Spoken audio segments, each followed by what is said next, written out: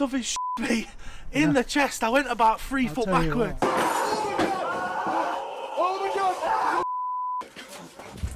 What the? Oh my god! Holy!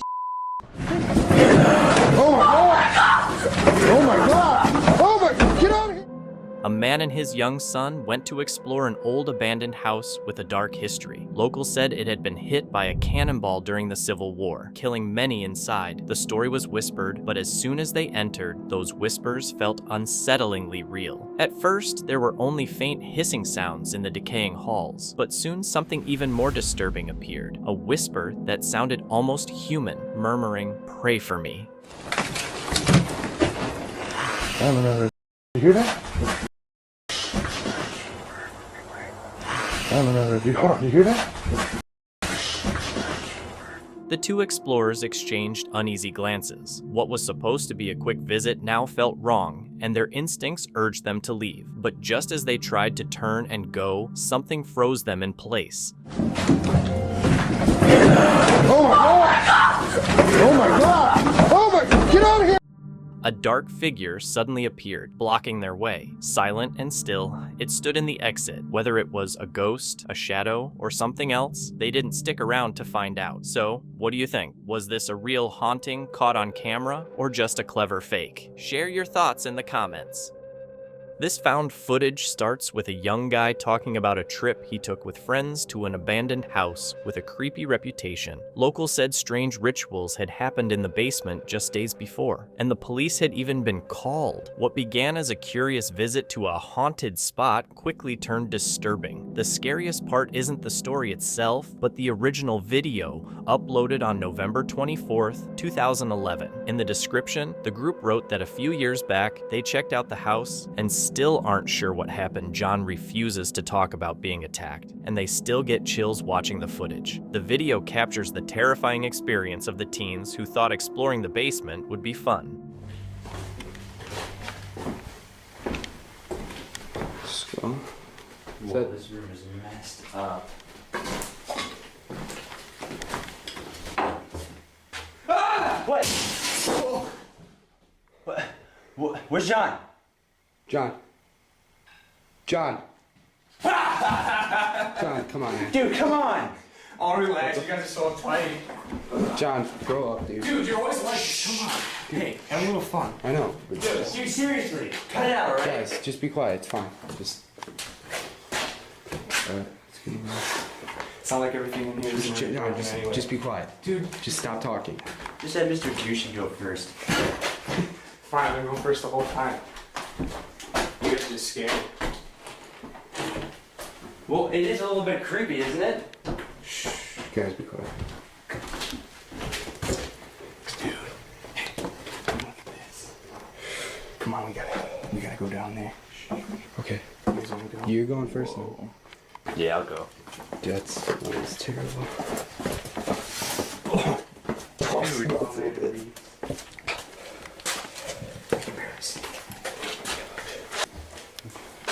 What is this? Dude, that smell is so bad. What? What? What is that? John, what is that? It's like, let's go. Let's check this out. Dude, that smells really That bad. is like, oh.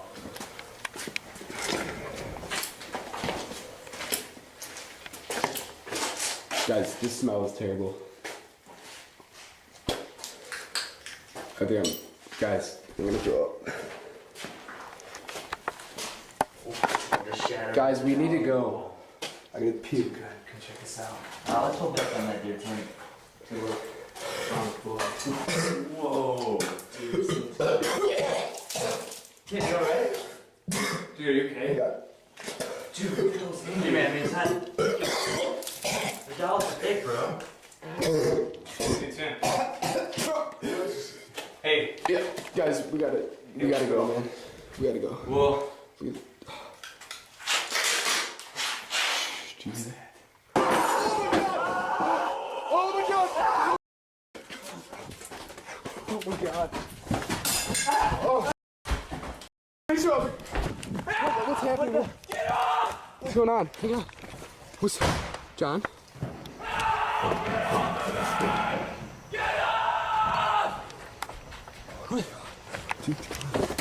At first, the tension comes from the heavy silence and the decaying building. Then suddenly, a figure jumps out of the shadows, screaming wildly. The man had apparently been hiding there the whole time. Chaos erupts. One of the boys is thrown to the ground while John screams in terror. Panic takes over, and his friends don't stop to help. They run, thinking they might be next. Even though it was terrifying, all of them made it out alive and uninjured. But what was down there, and who attacked them in the dark, and why? On January 14th, 2021, a man went to explore an abandoned military base hidden deep in the woods. He didn't expect to find out it wasn't empty. Someone was still guarding it and was ready to shoot. He had gotten the exact location from classified coordinates shared on private forums. Years before, the base wasn't listed on any public map, so it remained secret. His trip started on an old, weed-covered railway line that ran for miles through a quiet forest, far away from anything like normal civilization.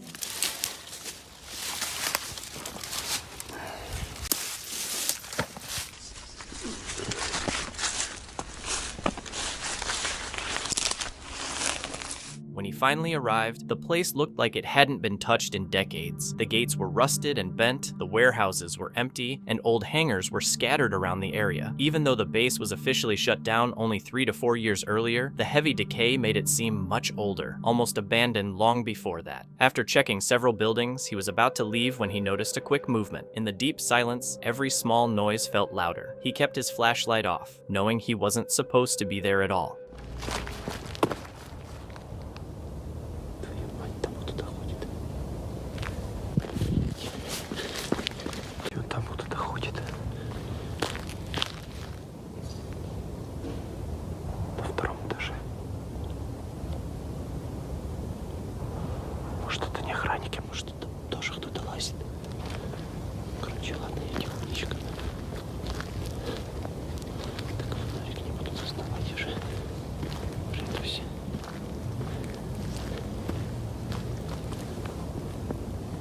As he moved cautiously through one of the buildings, he suddenly heard footsteps. They weren't his. Someone else was walking toward him, getting closer.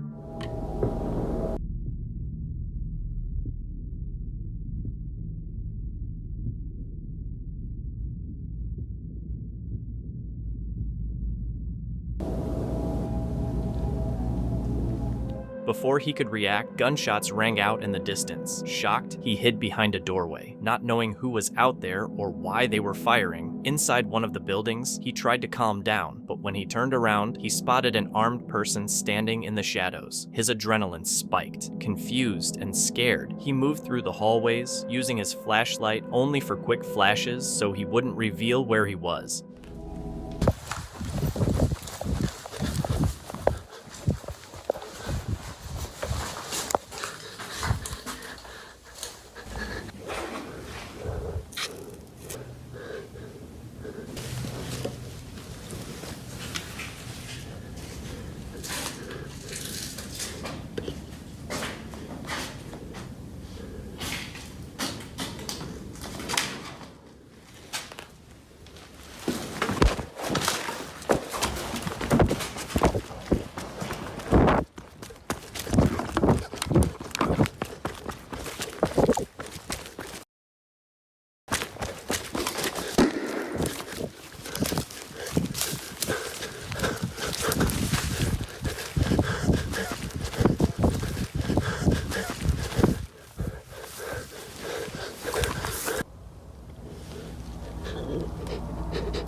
He eventually slipped into a hangar and chose to stay hidden there for the rest of the night.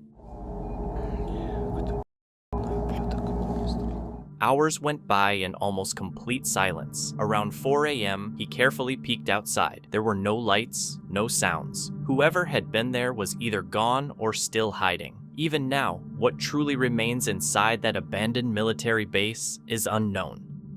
Dan went to explore an abandoned apartment building from the 1920s, where cracked walls and sagging ceilings made each step feel uneasy. He cautiously climbed the rotting stairs, flashlight in hand, when something caught his attention.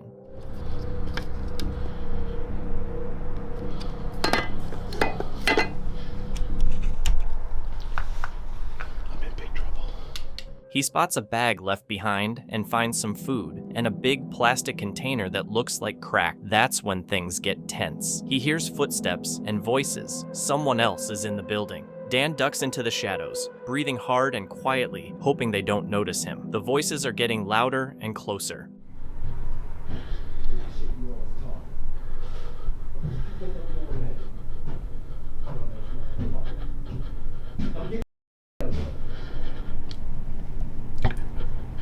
Yo, when you get this bad, stick up your ass.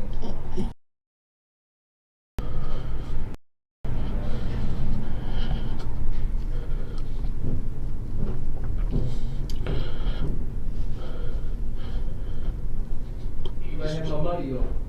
I ain't playing with your dumb ass. Please, please, please leave. Please, please. Please, please. Oh my God. Please.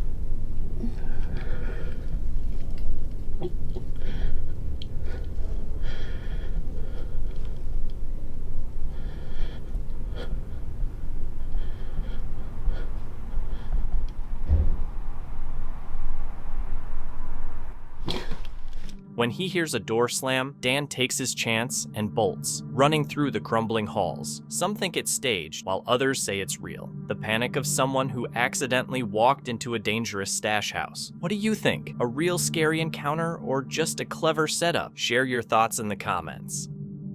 Chris from Urbex Hill went deep into an old, abandoned prison hidden in the woods. What started as a normal exploration quickly felt off. Lights flicked on by themselves, cameras still worked despite years of neglect, and small movements made it clear he wasn't alone.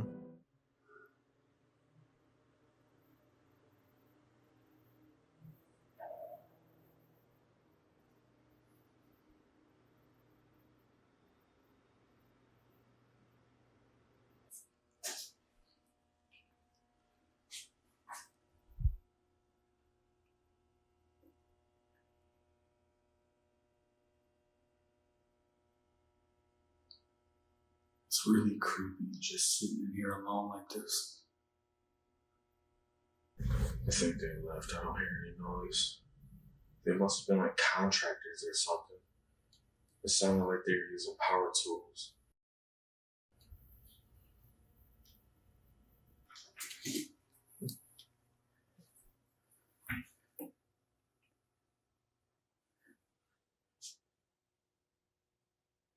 I don't know what those are. Once the sounds died down, Chris decided to keep exploring, though he wasn't sure it was the smartest move. He moved carefully, whispering to himself, unsure if the noises he'd heard were from workers or something else. A few emergency lanterns still glowed faintly, casting long, eerie shadows on the peeling walls, as if the people who used them had never really left.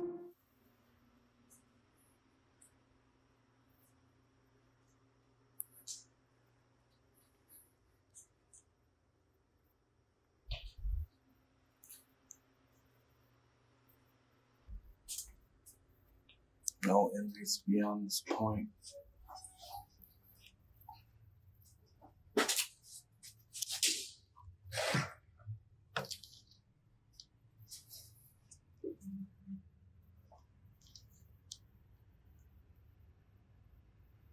Wow. It's hard to believe this place is abandoned.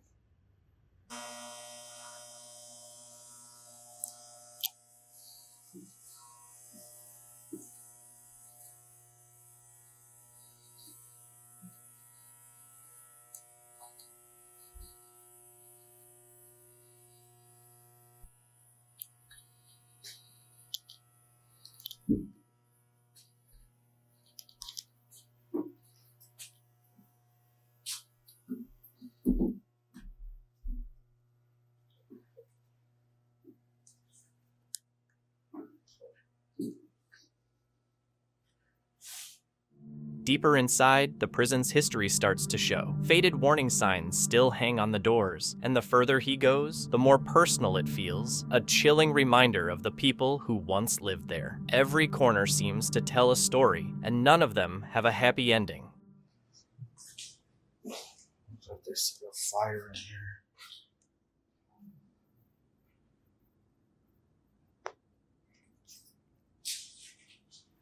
Looks like inmates were trying to break out.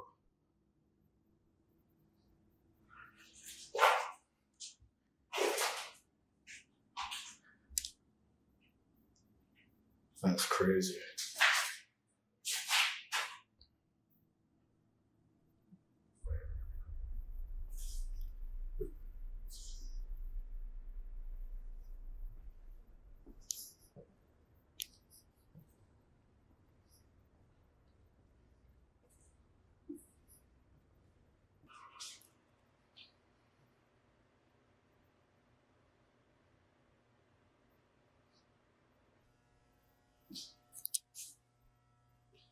Interview room.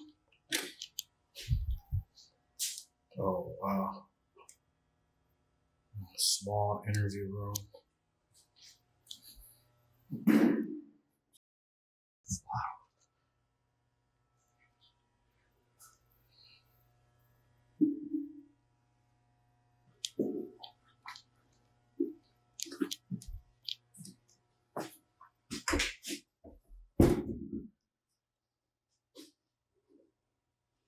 What is this?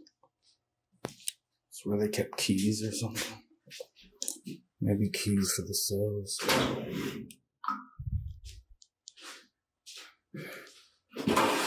They're all empty.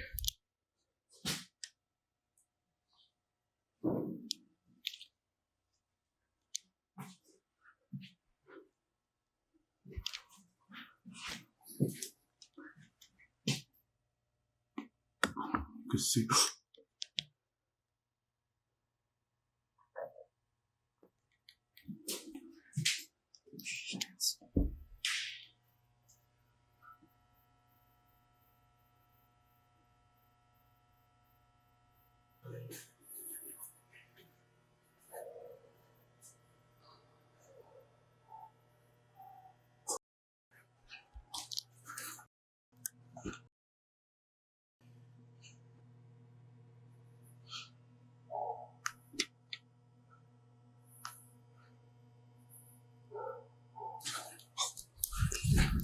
Chris stopped in his tracks as the echoes rang through the hall. He could faintly hear dogs barking outside, mixed with shouting and commands. It was obvious he wasn't alone. Security or police were coming. He knew he had to get out fast.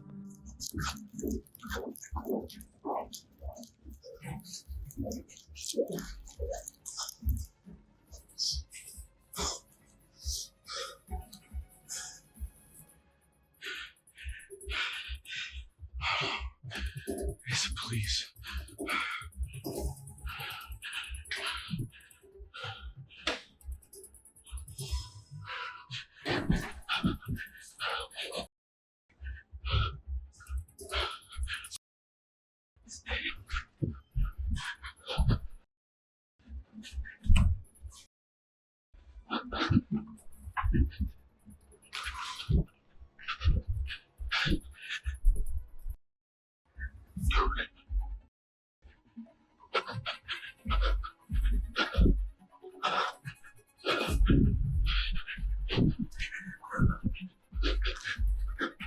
With the door he'd come through now shut, Chris had to find another way out. Panic was setting in. Knowing every second brought security or police closer. Dogs barked in the distance, and faint voices echoed through the halls, pushing him to hurry. It must have been terrifying, realizing that getting caught here could end badly.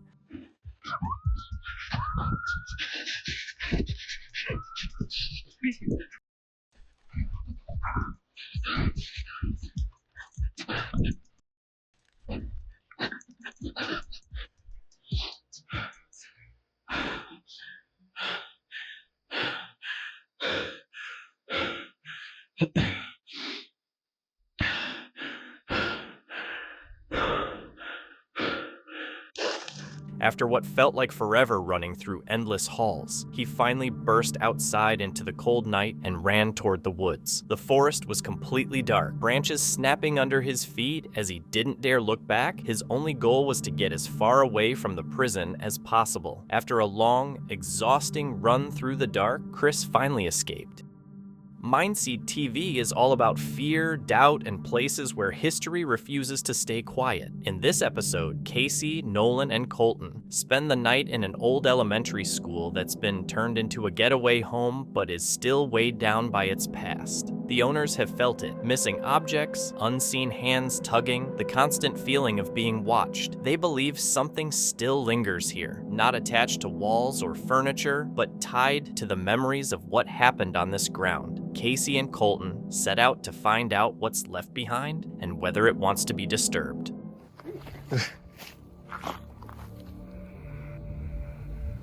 That? You know exactly what that was. That's a wolf, huh? Gotta be.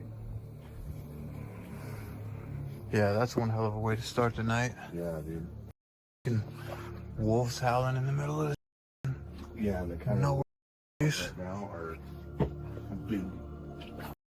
I'm hungry right now. Watch your step. Got a little bit of a weird odor in here, huh? A little bit. Kind of smells good though. Yeah.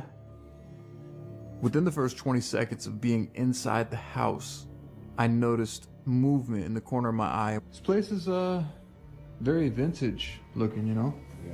I'm actually surprised because they did a pretty good job restoring it, you know, after the fire and everything. What's this say? Hey. Whoa. Hey. You seen that? Hello? Hello? Way. Night falls like a heavy curtain, and the place seems to respond. As they step inside, movement happens almost right away. A door at the end of a corridor slowly swings open, as quietly and naturally as a breath. Hey. Whoa. Hey. You seen that? Hello? Hello? No way. In a flash, the plan changes. This isn't just a casual walkthrough. Static cameras need to be set up in multiple rooms right away to let the building reveal whatever it wants to show. Huh. Hey, we should get static cameras in here, like, Immediately. right away. Yeah. Yeah. There's already moving. We'll just set them up before we do anything in here. Okay. Okay. Are you down here right now? Is that why it's so cold in here? I almost see my breath. Is it just me, or does it feel colder down here than it is outside right Way colder. now? Right?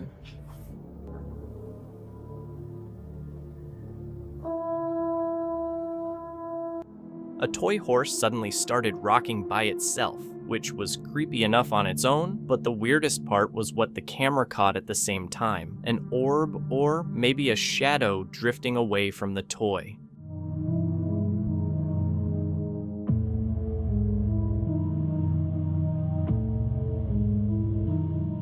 Casey and Colton didn't fully realize it yet, but the door swinging open on its own in the heavy, oppressive house made it clear this wasn't an ordinary place. It freaked them out, but at the same time, it was exactly the kind of experience they'd come for. Their night had only just started. They began trying to reach out, hoping to communicate with whatever might still linger inside. But before they got far, something else caught their attention. Something that made it even more obvious they weren't alone. Do you want to leave this location?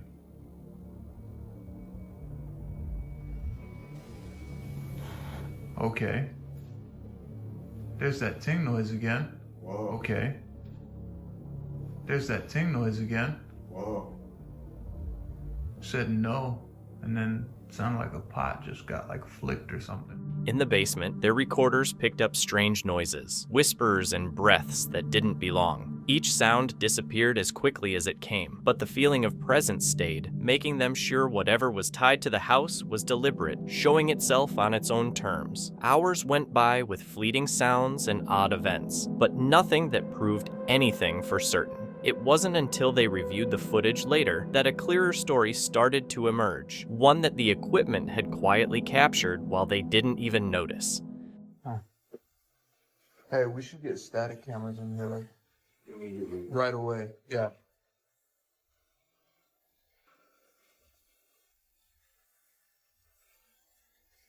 Hey, we should get static cameras in here, like, Immediately. right away. Yeah.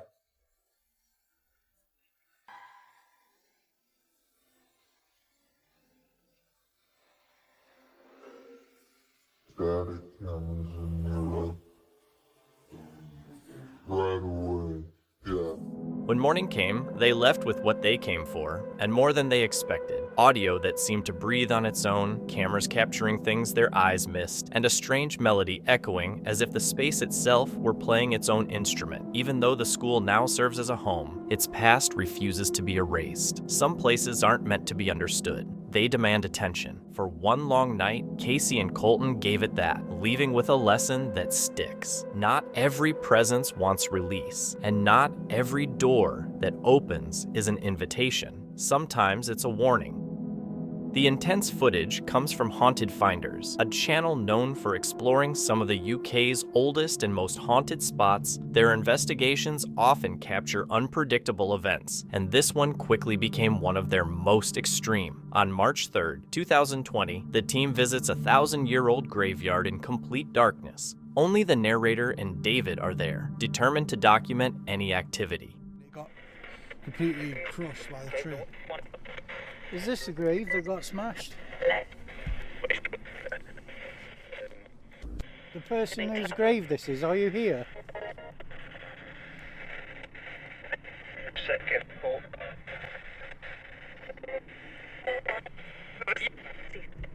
What's your name, the person that's this grave?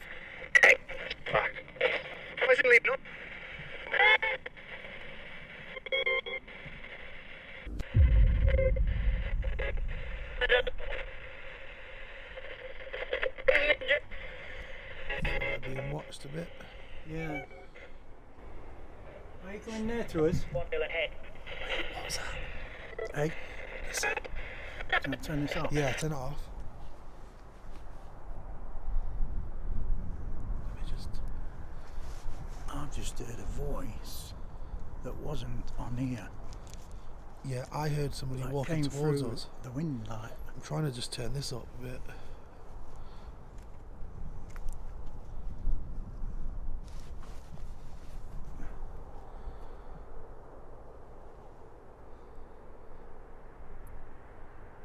Who's here with us? We can hear you.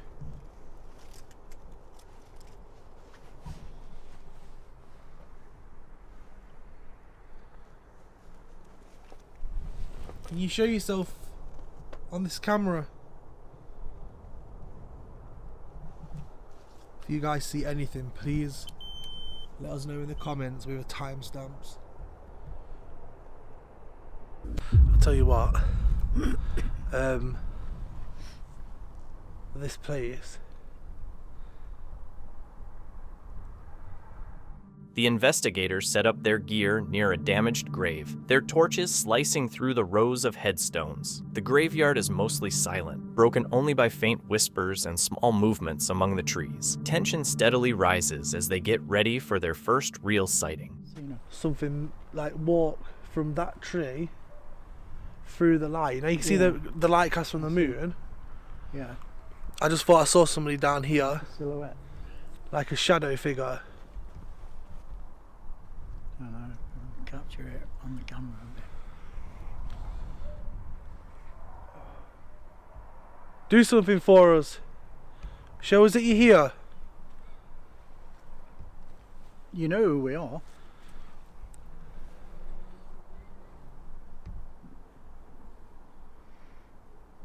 Make a noise with your voice. Throw something. Walk towards us.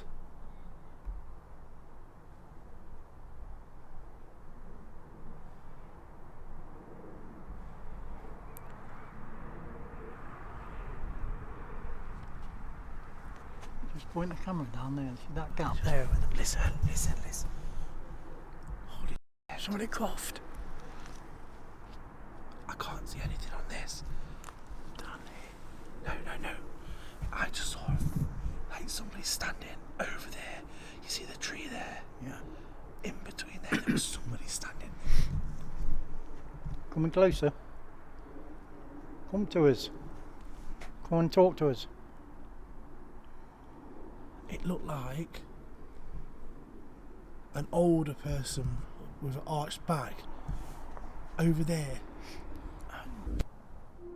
Figures seem to move between the graves, faint shapes shifting in the darkness. Whispers and footsteps drift closer, heightening the unease. When they try to get clearer responses, they only get fleeting sounds, keeping the presence just out of reach. I thought I just saw another shadow figure. You see this tree here? Yeah, you see that tree there? I thought I saw a shadow figure walk behind it, past this grave, behind the grave. It's got really cold, you know. Who's here? Who are you?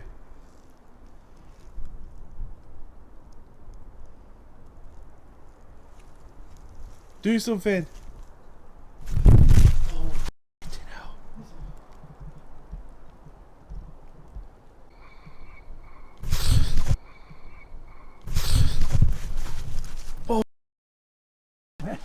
Where? Did you hear that? Somebody talking? No, I heard the first time something like ran up towards me, then stopped. A bigger shape is spotted moving near a grave, briefly visible behind a tree. Strange noises accompany it, and the feeling of being watched grows stronger. The activity now feels closer, deliberate, and much more intense than before. I hurt my leg. Do you know something? Oh, Hey, 1 minute. you alright? Something shoved me in the chest. Something shoved me in the chest. I went about 3 I'll foot tell you backwards. what, you was Oh, over I've there. hurt my left leg. I was about there and it pushed me 3 foot backwards and I've hit my left leg on this here, look. You see this concrete bit here? And I felt something. Is it still recording? Is the camera alright? Yeah. You're right. No, not really, no. Is it? Yeah, it's Yeah.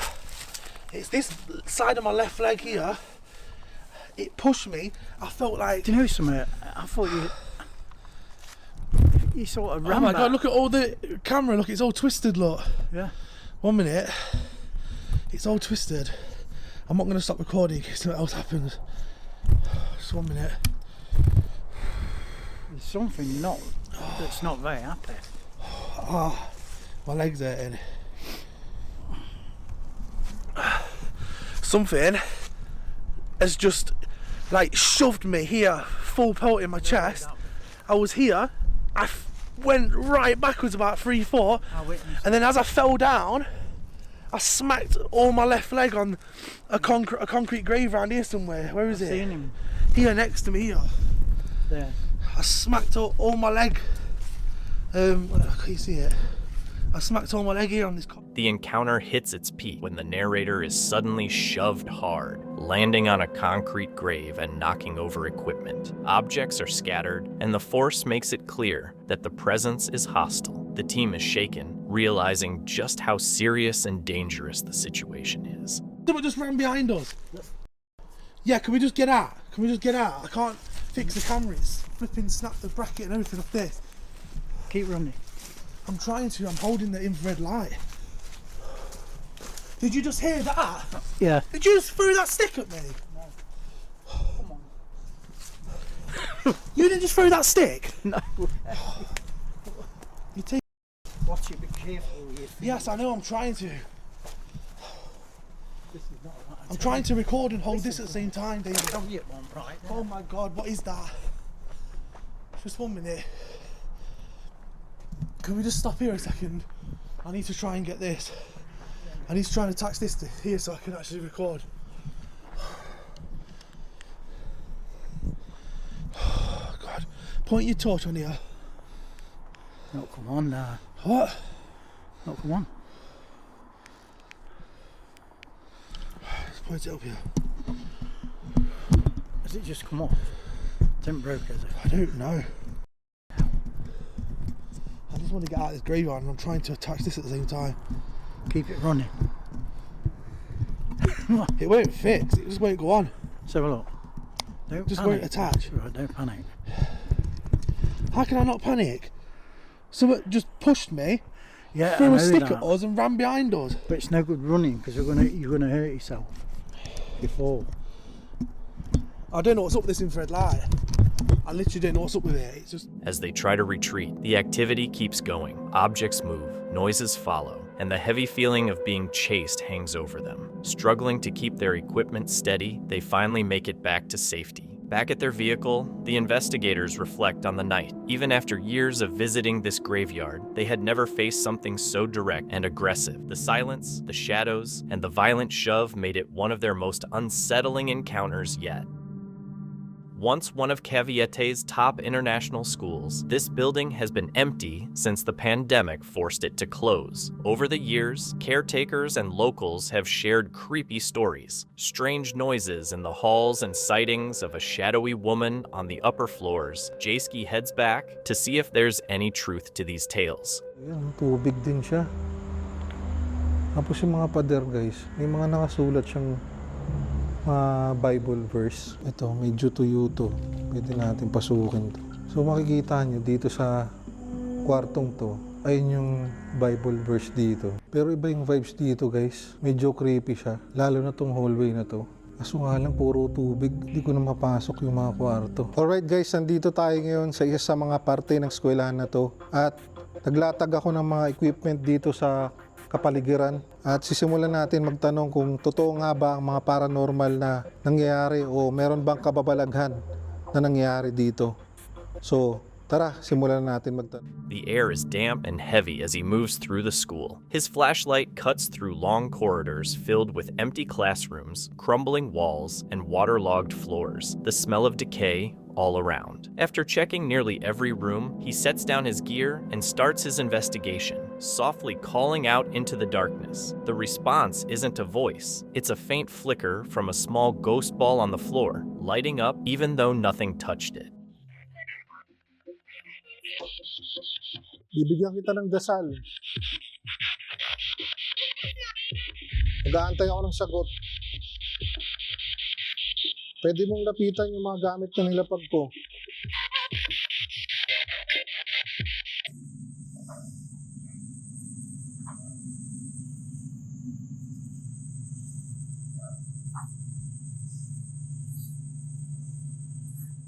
Lalakad din banda guys.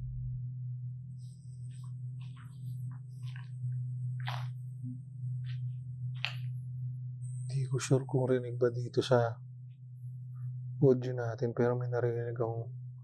The atmosphere changes. The once still air now carries footsteps, distant, uneven, moving through the flooded rooms. Jayski pauses, listening. The school feels alive in the creepiest way. He follows the sounds, but every time he gets close, they stop. Only the dripping water and the hum of his recorder break the silence, but it doesn't stay quiet for long.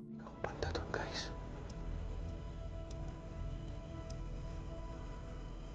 Parang may mga yabag doon guys.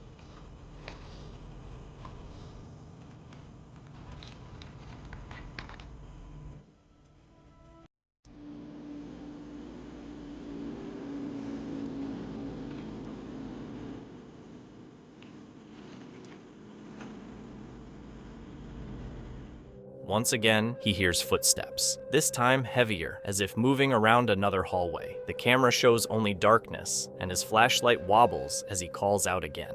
Eventually, Jayski decides to wrap up the session. Outside, the night air feels like a relief, but the memory of those faint footsteps and the low voice from the spirit box lingers. Was it just echoes in the empty rooms, or something still haunting a place where so many stories ended suddenly? Exploring with Bear is Bear's solo urban exploration channel. In this video, what started as a quiet night alone in an abandoned place quickly turns into one of the most unnerving experiences he's ever had. Today's adventure is starting off pretty scary already. Before I got the camera on, I just got in here. And before I got the camera on, there was already a thud coming from the upper levels. And that's exactly where I'm about to take you here in a minute. And as you can probably already tell, we are in an abandoned building, but this place is massive. It's many stories high. It's got a lot of cool things on each floor, and it's had some spooky stuff in it before. I've experienced. I gotta be careful. I gotta be more quiet too on this one. The moment Bear enters, something feels wrong. The building is huge with multiple floors and long hallways fading into darkness. Even before he starts recording, a loud noise comes from upstairs, setting the tone for everything that follows.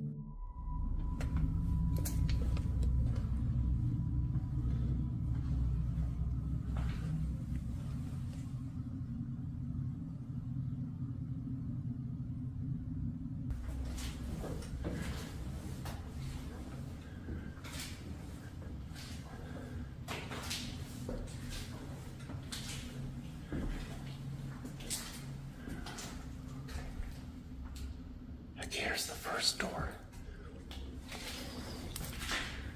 Oh my goodness.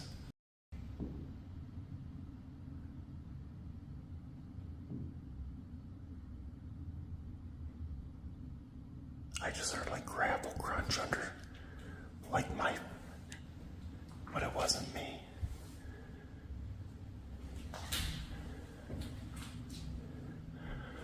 Man, my heart is freaking racing.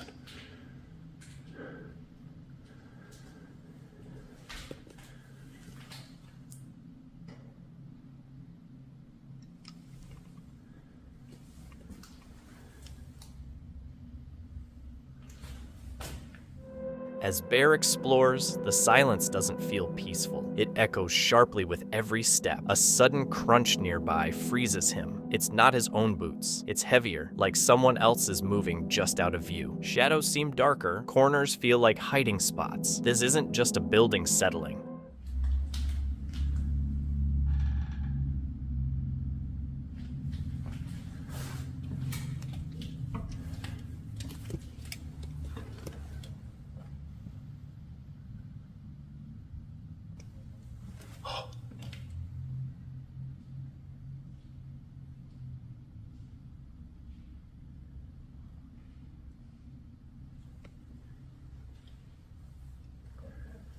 My hair's standing straight up.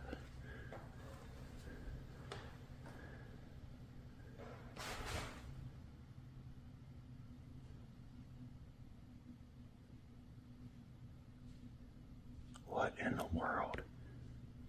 I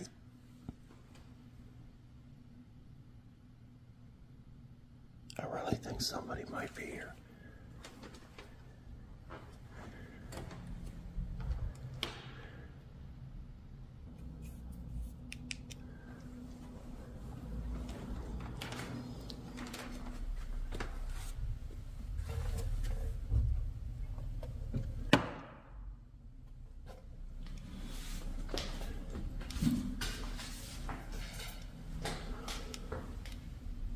That is creepy.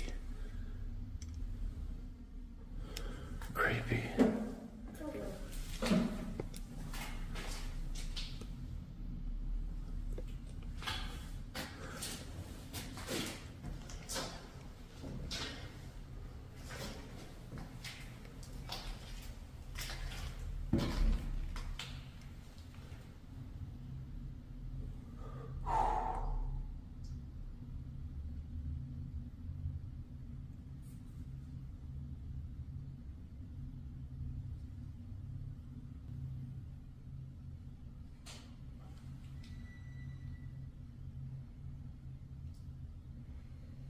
What is that? Then it happens again, another noise, clearer and closer this time. It echoes down the stairwell, deliberate and controlled. If Bear wasn't uneasy before, he certainly is now.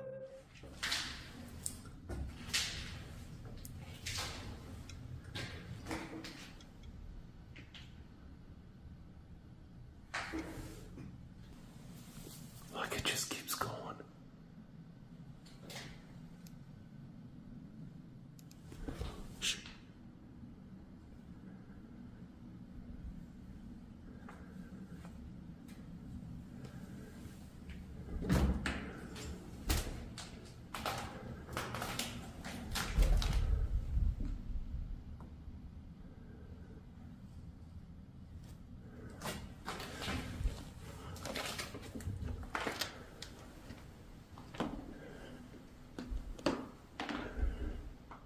He moves cautiously through the building. Fear tells him to turn back, but curiosity keeps him going. Rusted shelves lean on cracked walls, papers are scattered on the floor, and broken equipment sits untouched, frozen in time. But what unsettles him most is the strong sense that he's not alone. Someone else is in the building too.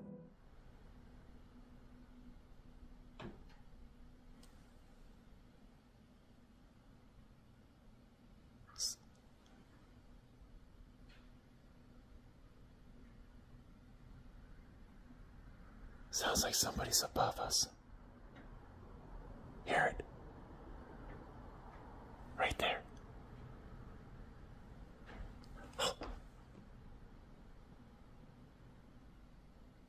Man, I wish you guys could feel how I'm feeling right now.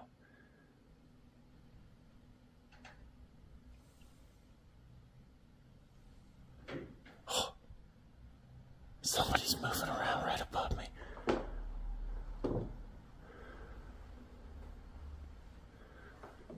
Footsteps echo above, moving slowly. There's no doubt he's not alone.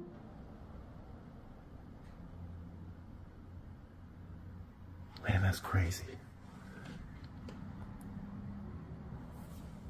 I'm telling you, somebody's here.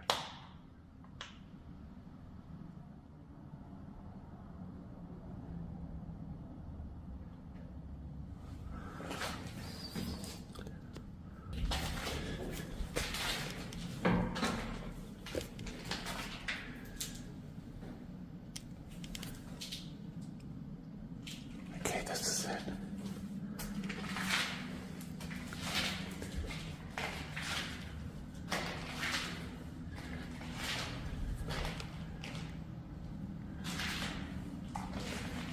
It could also be that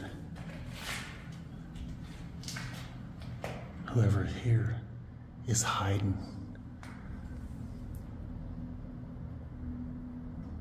His breathing quickens and he hesitates. Part of him wants to leave immediately, to escape before whatever's in the dark comes closer, but the other part, the part that brought him here, pushes him on. Whoever's inside is moving with purpose, staying just out of sight as he takes a careful step forward. He can't tell if it's the right choice or a mistake he'll regret.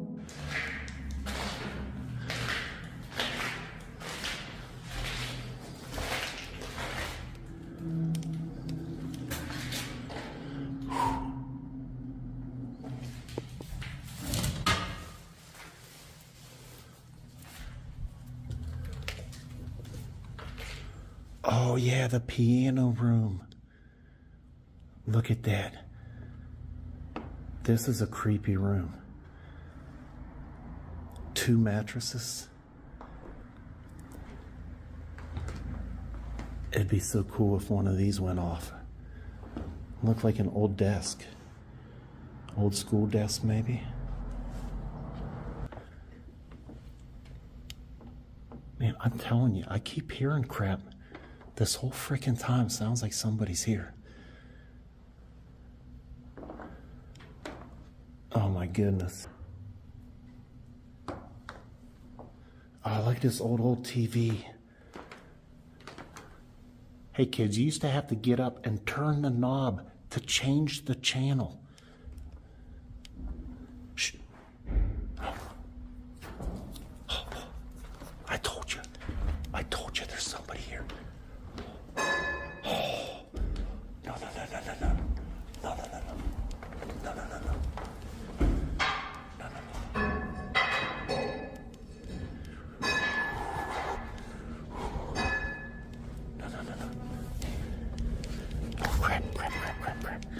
Crap.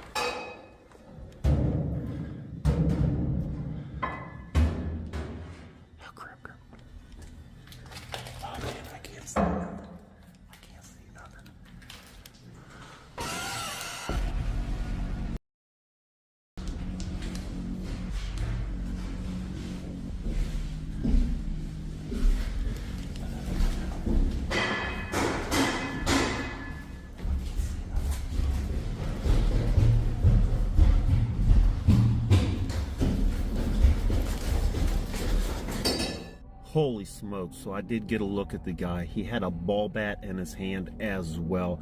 That was way too close for comfort. In the end, no one is hurt, but the encounter was risky and too close for comfort. Bear seems to have made it out safely, though some parts are missing from the final video, leading some viewers to wonder if it was real hoax or not. One thing is clear: if it was genuine, he was lucky to escape before things got worse. This footage is from Really Haunted, a channel run by Lee and Stacy, a couple whose everyday life has turned into a nightmare. What started as strange knocks and whispers in their home has now become one of the most documented poltergeist cases online, captured every day, every night, every moment. The house isn't abandoned yet, but it might be soon. The longer this unseen presence stays, the more it pushes them to the edge, making their home feel less like a place to live and more like a cage they can't escape. But lights on, and I'm not seeing anything else.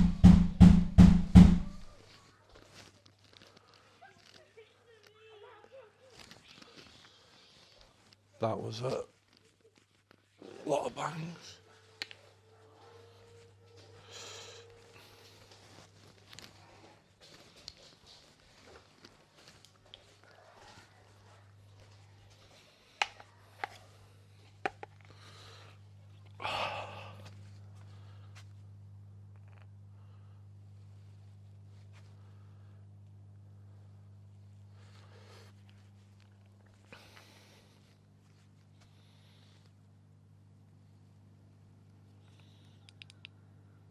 Better, a bit of light.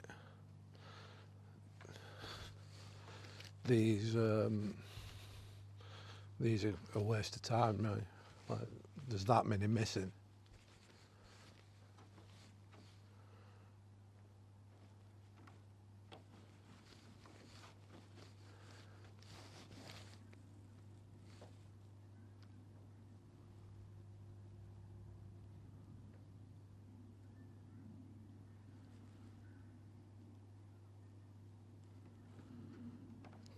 The obligatory check on house.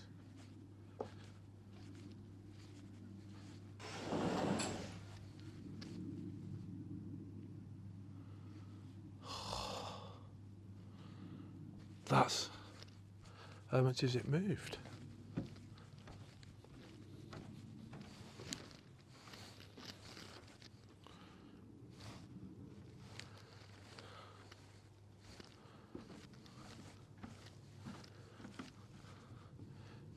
I'm pretty certain it's usually goes way back there. That's actually just moved a good bit. It all began pretty subtly, little creaks that made them wonder if they were just imagining things. Then, the loud banging started. After that, stuff actually began moving by itself. A whole trampoline in the yard shifted a few feet on its own. Lee keeps trying to stay calm, talking through everything like he can somehow reason with whatever's happening, but you can hear the stress building with every weird noise. I've upped my game now with cameras at house, but still lacking on the outside department.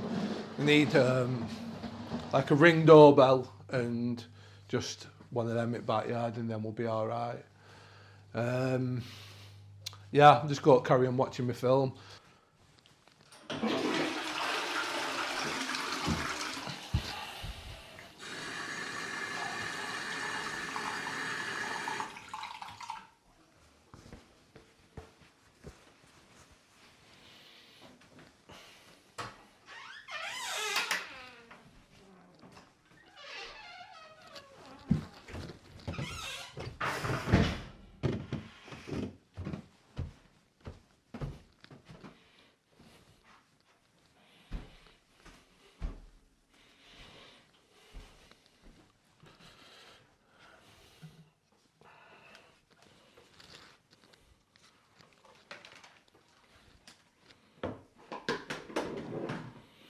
Try and get camera in here. It's like attached to a friggin' extension lead here. So I've literally just come out of it. The door slams open, echoing through the room like the house itself is angry. He sets the camera down, hoping for one last reaction, but all that follows is a tense, deliberate silence, as if something is watching just out of sight. By the end of the night, Lee stops trying to reason with it. He turns off the devices, muttering about how useless cameras and sensors are. Yet as he leaves, the door creaks open one last time behind him, slowly, like a reminder of who's really in charge. Moments like this make you wonder, when a house won't stay quiet, is it still a home or something else entirely? Solo Exploration is a channel run by a man who goes out alone into the wild, checking out untamed landscapes, abandoned buildings, and staying wherever curiosity takes him, from overgrown ruins to empty forests. He's known for testing the limits of solitude and courage, but in this video, he takes it even further, deciding to explore and spend the night inside an abandoned morgue. What starts as a daring adventure quickly becomes much more unsettling than he expected. Okay, now this one I am a little bit worried for myself for, but we shall conquer it, no matter what. Oh yes, that's the sign we're looking for. Hospital. Oh, what a creepy little bridge. Check the settings. Got trees all around that side, and then this side, you've got the sea down there. It's not eerie yet. Daylight, feeling good. It's just a weird looking ass bridge. There is cameras on that. What I'm gonna do is quickly go around the side. I'm gonna scope out the whole. The road to the site goes on forever through open fields, with a few rusty signs hinting at the old hospital that's been left to rot. When he gets to the morgue, it stands there like something from another time. Walls covered with metal boards, warning signs on the gates, and cracked cameras hanging from rusted poles. He moves around carefully, checking for a way in and keeping an eye on any hazards. The silence feels weird, like the place is waiting to see if he'll go any further. Instead of doing what helium does and making you high pitched, that'll make you like really low. This building is alarmed, all of them keep saying that.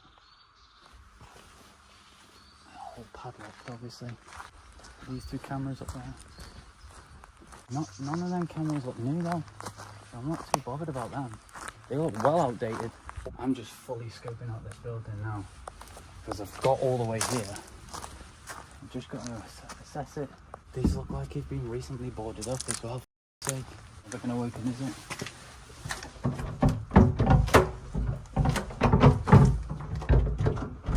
New entry building to asbestos contamination within. Please contact the hospital. That took me by surprise when I first heard it. It sounded like it was coming from behind my ear. Fuck. You know what I'm gonna do? I'm gonna get my jacket on. I'm gonna leave this here. I'm gonna grab a head torch out. I'm gonna drop in. We're gonna explore it no matter what. Jacket, just to stop all of the dust and crap getting on me. Grab my head torch out. Stay hydrated. Stay hydrated, people. Glove. Potentially a face mask, eh? Leave that there, that'll be sound. You guys are coming with me. Can you believe I've just got through there? Wow, I landed on that. Put this on because I kicked off all sorts.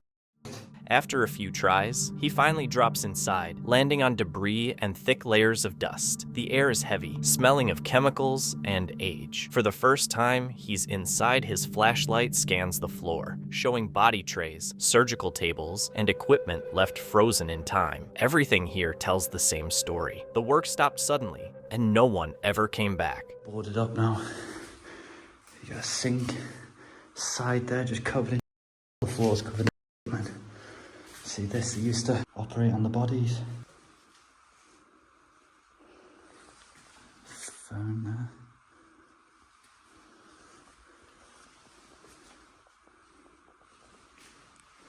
The body bags. Oh my god, man, how eerie is that? Still got the cloth tissue down on it. Refrigerators, look. 1, 2, 3, 4, 5, 6.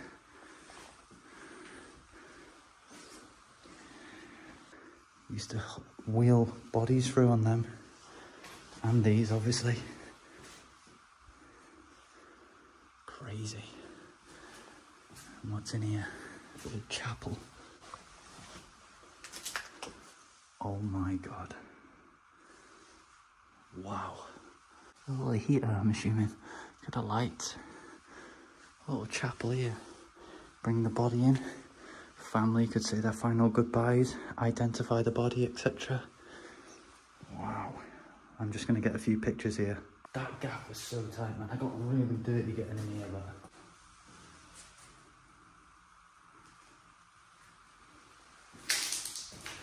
I could sleep on this as well if I can get my bag through there, but... The size of that, man. Tiny. I don't like looking through this, though. I feel more comfort in here, where they used to work on the bodies, than with that refrigerator and that trolley. That trolley's creepy, man. There's even still a lab coat there. Pardon the pun, but that gives me the chills. How tatty that building. The morgue felt both decayed and strangely preserved. Equipment, tables, and trays were still in place, like time had frozen. In one room, he even found a small chapel, quiet and heavy with forgotten goodbyes. It was eerie but fascinating, a death place that still felt alive with echoes of the past. The idea of staying the night gave him chills, with every shadow and sound reminding him where he was. But he had come too far to turn back and decided to stay, not knowing that the night ahead would be even stranger and more unsettling than he could have imagined. Stay on there. It's getting all of my stuff through that. I don't think you can comprehend the size of that. Like, I'll go outside, I'll grab my stuff, I'll reassess what I'm going to do. That was my goal. What I'm going to do is chill out here for a bit, and then when it gets dark, I'm going to have to waterproof my bag, take out what I need for sleeping with. I'm going to have to lower it in through the roof, and then I'm going to have to drop in myself. If there's any updates, we'll check back in. That was security with a dog. Just an old man with the shirt that said something about the hospital. Said they've had a lot of break-ins. In here. People want to get inside and have a look and stuff. You know about urbex if you're into security for sure. But to imagine someone on their own staying the night. Check that out. I can see like a lion there. I can't sleep there unless I come back with a smaller bag. So I'll definitely do that again. Now I need to go find a nice spot I could put my tent up. We are persevering. I'm dropping my things in. I'm gonna climb down. I'm gonna fast.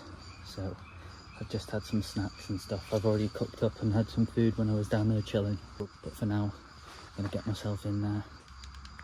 Let's go. The narrow entrance made getting his gear inside tricky, but he didn't give up. Once everything was set up, he sat for a moment in the dim light, gathering his thoughts. Outside, the last daylight faded, leaving the building in complete darkness. Inside, his flashlight was the only light, cutting through the thick dust in the air. The morgue was completely silent and unnervingly still. We have our bed sorted, made up, ready. I think I'm going to close these double doors because I don't want to be looking at any of that. This is bad enough in here. We'll obviously be keeping this on for most of the time because I do not trust the high quality in here. Put a pillow, sleeping mat, sleeping bag. Close the door now. That's a bit weird, but it is what it is. I still can't get over that little tiny hole to get in here. The man. Better I am though. Who else is doing this? Sleeping on my own in the morgue. I am trying to keep my voice down as well because if they are patrolling, I don't want him to hear me.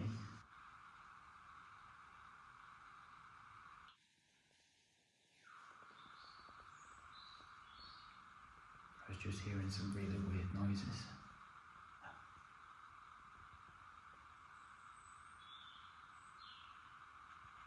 It's too quiet at the moment. I don't think you'll hear it. I'll try and record if it does it again.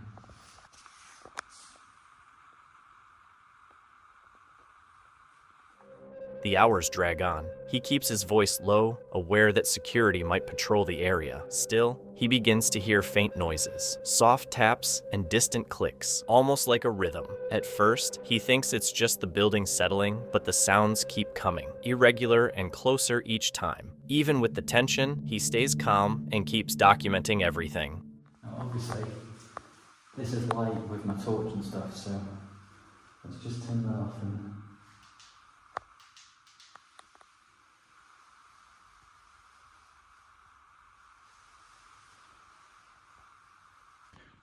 I'm getting pretty tired. Eventually, exhaustion wins. He curls up in his sleeping bag, keeping his flashlight nearby. The cold from the tiled floor makes it hard to get comfortable, but he drifts in and out of sleep, waking a few times at sounds he can't identify. The night passes without any clear incidents. No footsteps, no movement, just a deep silence that never feels empty. Get ready, jump into bed. If there's anything to report on, well, if not. By morning, the mood changes. Light filters in through broken panels, cutting through the darkness. He starts packing, feeling relieved, but still thoughtful. Climbing back out through the narrow gap, the sounds of the forest return. Wind in the trees, distant birds. Life continuing just beyond the morgue's walls. Only now does he talk about what he kept to himself the night before. A tapping sound coming from all directions, and a strange pressure on his leg while he tried to sleep. It was brief, but enough to make him wonder if he was really alone. For him, it wasn't just a test of courage, it was a reminder that quiet places can hold the loudest echoes. In the end, he leaves the morgue behind. Brothers Wilde, Ashley, and Lewis explore places where history lingers. In this episode, they visit Iron Bridge to explore the Tontine Hotel, a Georgian landmark overlooking the world's first iron bridge, known for its reputation for things lingering long after guests leave. They're here for the stories, a presence locals call Fred, footsteps in empty corridors, and family memories. Ashley's Nan once worked here and left in fear. The brothers want to see if the past still steps into the present. Their exploration begins with a guided tour, during which staff casually mention the unexplained activity guests and employees have reported over the years. One room stands out, Room 5. After learning about its history and the stories tied to it, they head there, curious what their own investigation might reveal. I think it's fine to See what we got. Oh, yeah, wow. You can tell. It's really modern, but it's old at the same time. Oh, that's a feeling already. Oh, breathtaking away. It's cold in here as well. Yeah. Why is it cold? It's freezing. Wait, I tell you what, it's nice though. Look at that. It's a nice hotel. Yeah. Nice room. It's beautiful. And it's got that weird tingly. I don't know about that picture. That is a bit spooky, that. Look at it.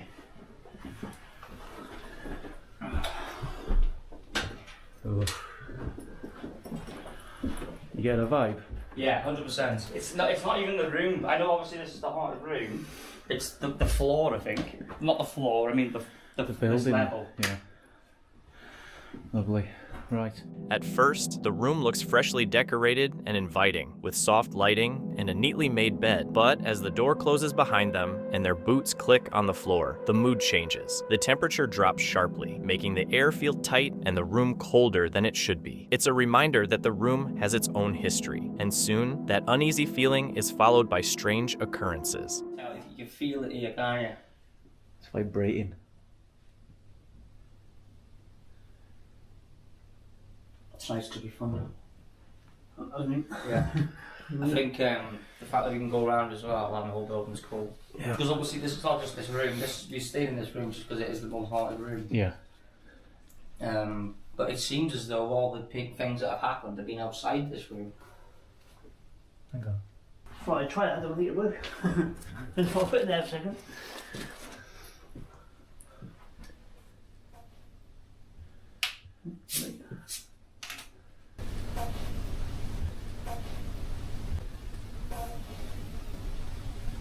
Anything?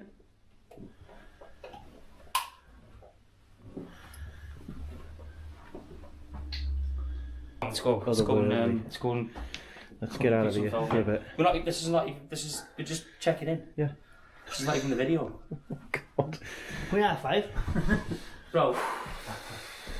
On my life, something tickled my neck then. Like I thought it was like a label. It's weird in here, isn't it? It felt like, you know, when you walk through a cobweb. Yeah. And it sticks to you and you go. It was like on my neck. The silence in the room feels different, layered. Dull thuds come from above. Something drags behind the bathroom door, and uneven creaks don't sound like normal settling. It's subtle, but enough to make everyone pause. The group steps outside and heads to a nearby pub to clear their heads. They haven't even started their investigation, but the activity inside has already made itself known. When they return, things become even harder to explain. I literally thought it was going on. Yes, already. No, I didn't hear it. I thought there was somebody standing here, and I thought it was the people that work here. I thought it was from the work here.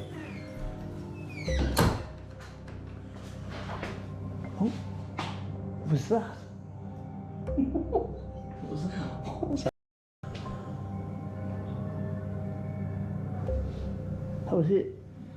Like, we can't even get in this place without things happening. No. Did you just hear what happened back, there? Yeah. Something.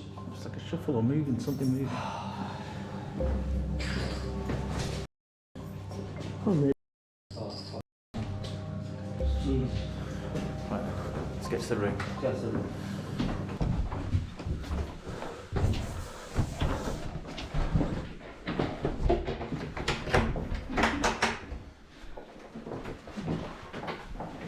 Cold, isn't it? It's so cold in here. Oh my god, it's freezing. It's freezing. Really cold? Why is it so cold in here? Can you move that? What the hell? He was there. Yeah, that was in there. Check the footage from when we left. No, it was definitely in there. Yeah. Put it in there. I poured the drinks in there. No, we might have just what? No, we had one drink before we left. The bottle was in there. From there. The bottle was in there. That was in there. Yeah, 100%. Right, check the footage. Yeah, gonna have to. I was looking at it, but where's he gone? It was there. I wasn't there doing that. Has he gone down? Let's have a look. I wasn't there.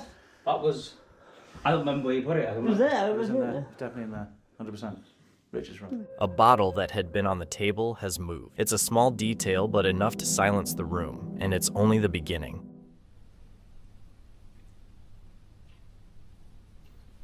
I'm not feeling it in here. There's something then. Something's stopped. Something's not going here. I got earlier. My neck was burning. What was that? My neck was burning. My neck was burning. My neck was burning. Did you hear that? Did you not hear that next to me? No, it doesn't work.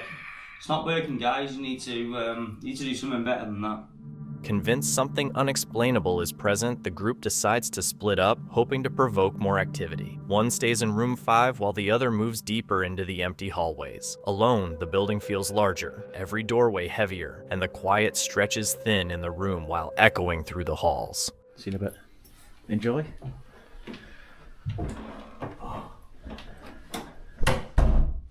Right then, Fred, you got me alone.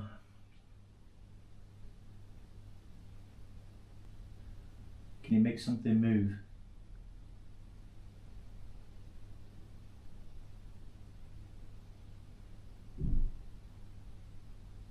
That was a bang.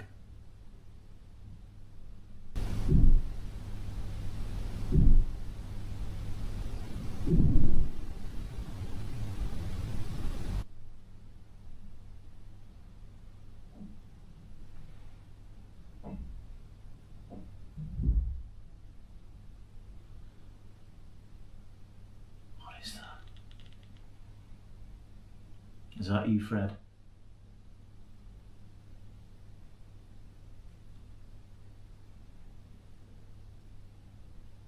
Come and say hello into this device.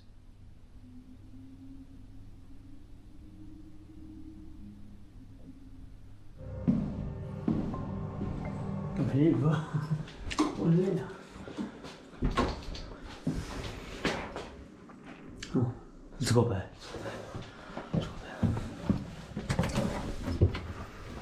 Why does it smell like an old place? Yeah, Rich, yeah. The Christmas tree movement. What the? Oh my god! Holy! Rich, it just landed on you. Rich, that just landed on your face. I know. That just landed on you. It was open all the time. I got a camera. Oh my god. Push you out the door. It just pushed you out. The door pushed me out the door. I literally just got that on camera. Push it back open. What was that? Oh my god, it's going in. The door swings shut on its own, open one moment, closing the next, hard enough to make one of them step back. There's no obvious cause, but the message is clear. Something doesn't want company. Still, they go in. It's going in. Oh my, it feels weird in here. What's this?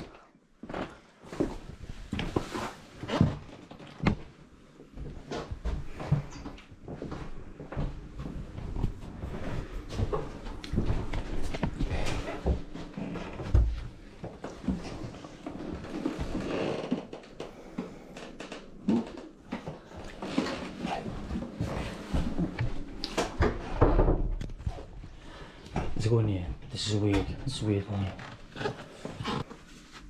That's kind of cool.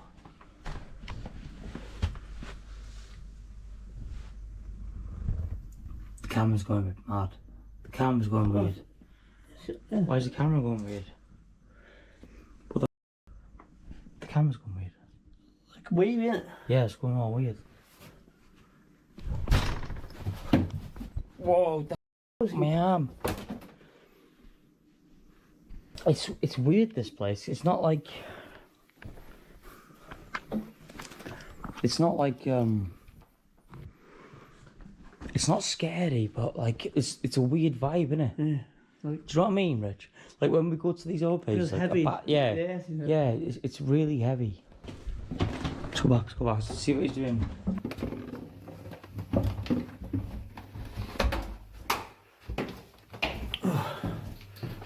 Back in room 5, the group shares their experiences, piecing together what each person felt and heard. The more they talk, the more convinced they become that it wasn't just a coincidence. They wander through the hotel together, hoping to trigger another reaction, but the halls remain quiet as if the building is holding its breath. It's only when they return to the room that the quiet breaks, with unexplainable sounds drawing their attention back to where it all started.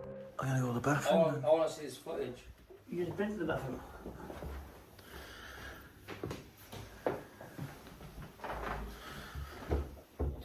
Oh my god, it just banged behind me. I just walked in.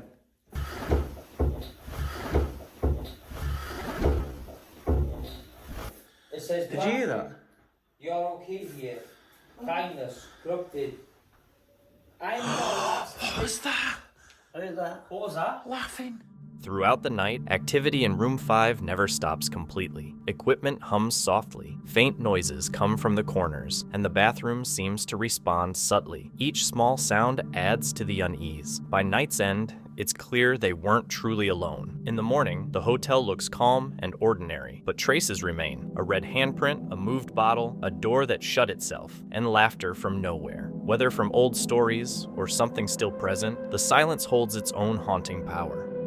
In April 2021, YouTuber Chris Hill uploaded a video called Exploring an Abandoned Central High School on his channel Urbex Hill, which focuses on urban exploration and visiting haunted or abandoned places across the US. In this video, he explored Central High School in Cleveland, Ohio. Right after entering, he noticed the school's eerie atmosphere, with very little natural light and a heavy silence following his every step. Despite this, he pressed on with his exploration. Early on, he found signs that scrappers or homeless people might have been in the building before, but luckily, he didn't see or hear anyone there at the time. He then headed toward the school's locker room, and that's when things started to get worse.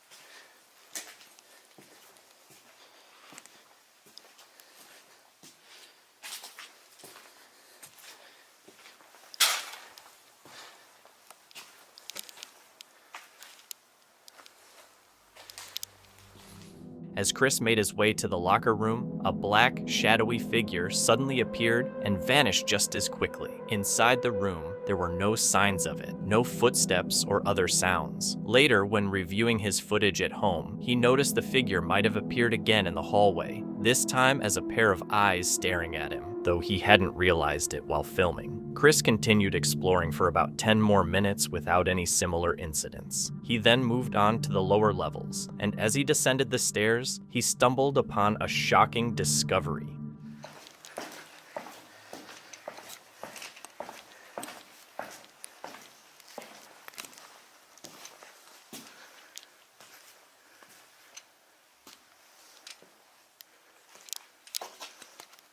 Already been down here.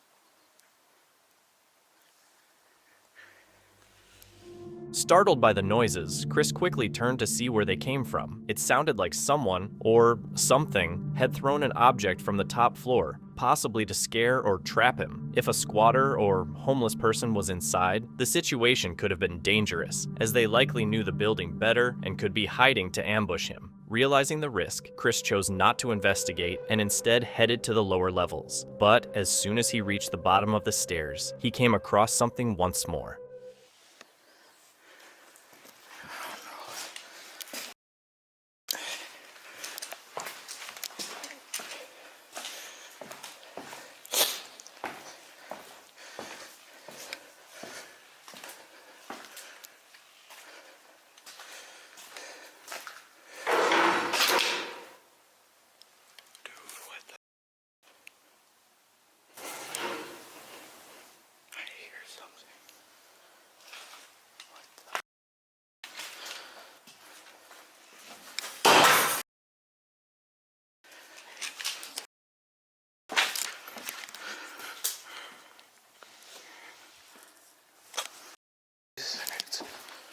Someone's else.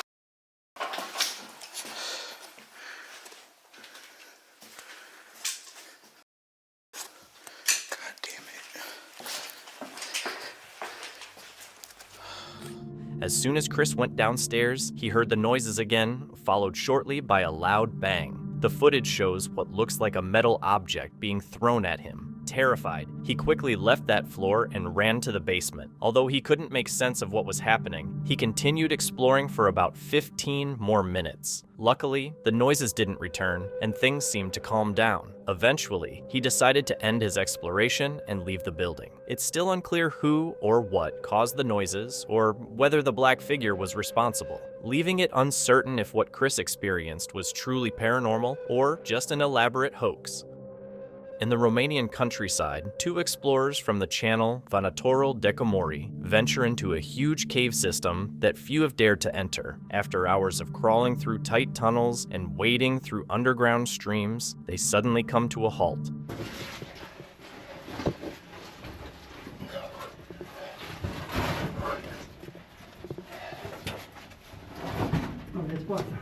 Fiți atenți, da, am dat de poartă. Am dat de poartă, uitați-vă acolo poarta. O ușiță de fier. Ce caută ușița asta de fier aici?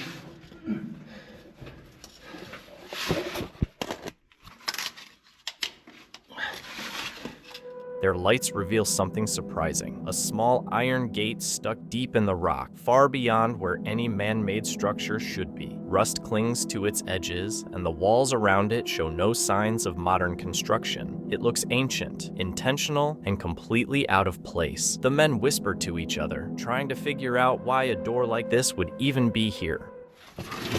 Aici, multe.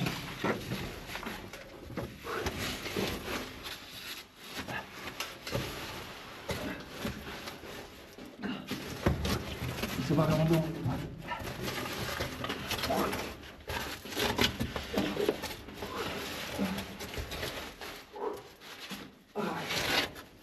Ai, cara.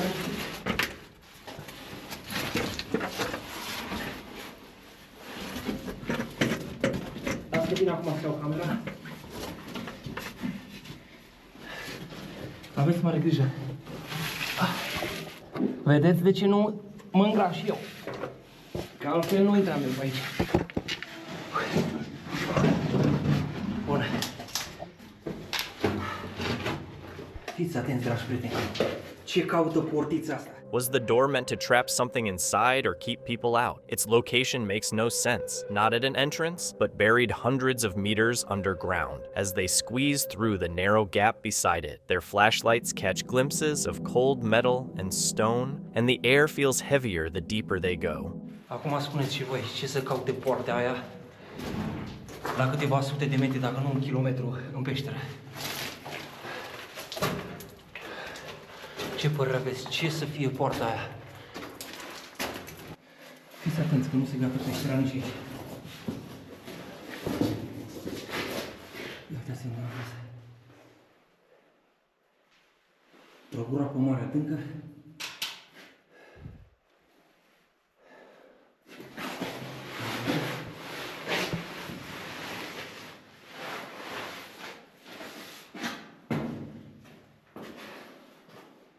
Se face și stânga și dreapta. Beyond the gate, the tunnel opens into a large chamber. Stalactites hang like frozen daggers from above, and the air feels colder and ancient, untouched for centuries. Even standing in the open space, the question grows: why put a gate here so deep underground, guarding nothing but empty rock? To the two explorers, it makes no sense. It's as if the door wasn't meant to protect what's behind it, but to warn anyone who finds it not to go any further. Trage tare, că rămâne.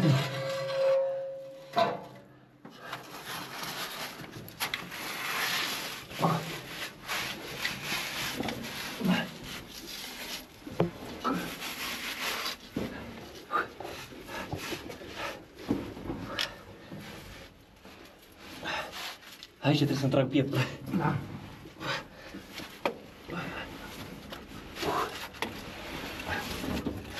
Ce înseamnă să fii slim? Bun, a reușit.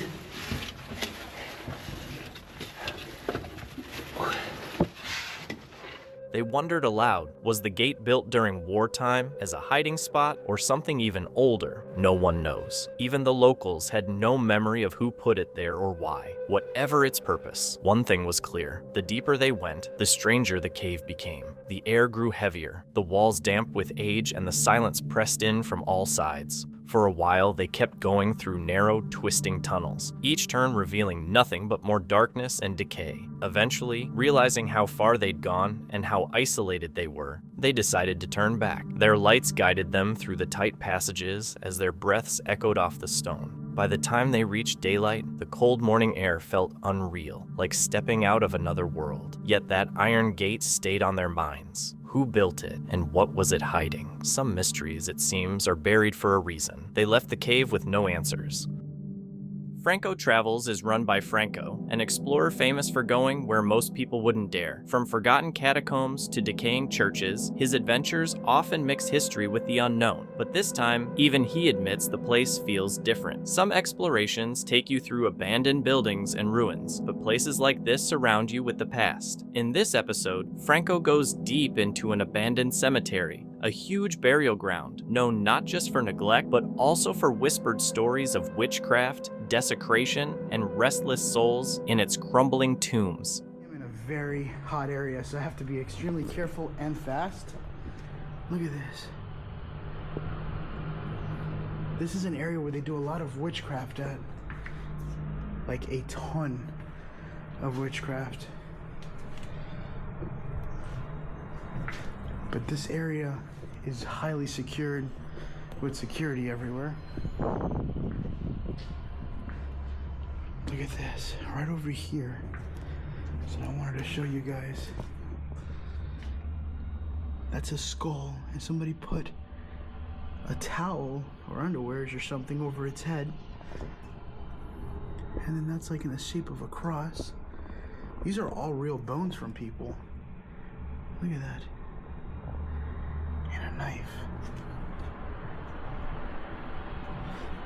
That is insane. From the moment he steps in, the place has a strong, eerie vibe. Bones and offerings are scattered everywhere. Skulls wrapped in cloth, candles burned down to stubs, and black pouches said to hold animal remains used in rituals. Franco's voice stays calm, but there's a tension beneath it. He knows this isn't just history he's walking through, but something still active and in use. Now usually right through here, towards the left, you start going through there and you start seeing a bunch of abandoned locations. I mean, it just goes. But so far, not much is going on. What sucks about today is that even though it's like quiet, there's not that many people around, it just gives the police or the security officer more of a suspicion, like, oh, what is he doing by himself, kind of walking through the area. And that's what's got me nervous, because I kind of stand out now because there's a lack of people. Oh, there's tombs here too. This whole area here, it's just abandoned cemetery.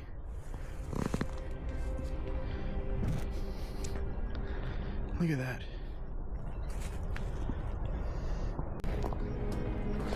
Oh, there's clothes.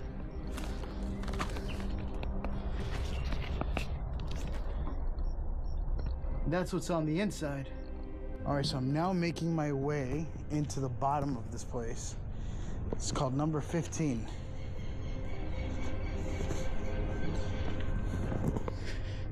I don't know what to expect down here, and the sad part is I forgot to bring my flashlight. Look at this.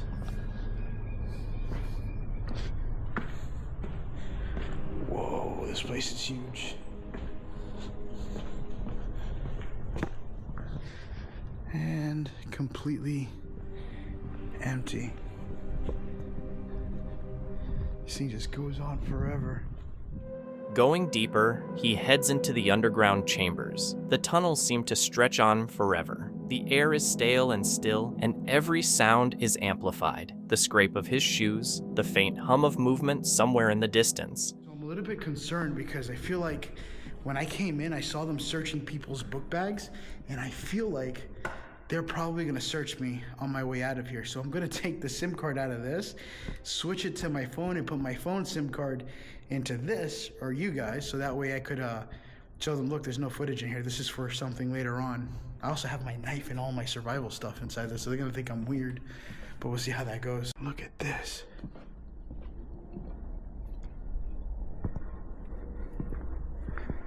It's crazy because you could just keep on going.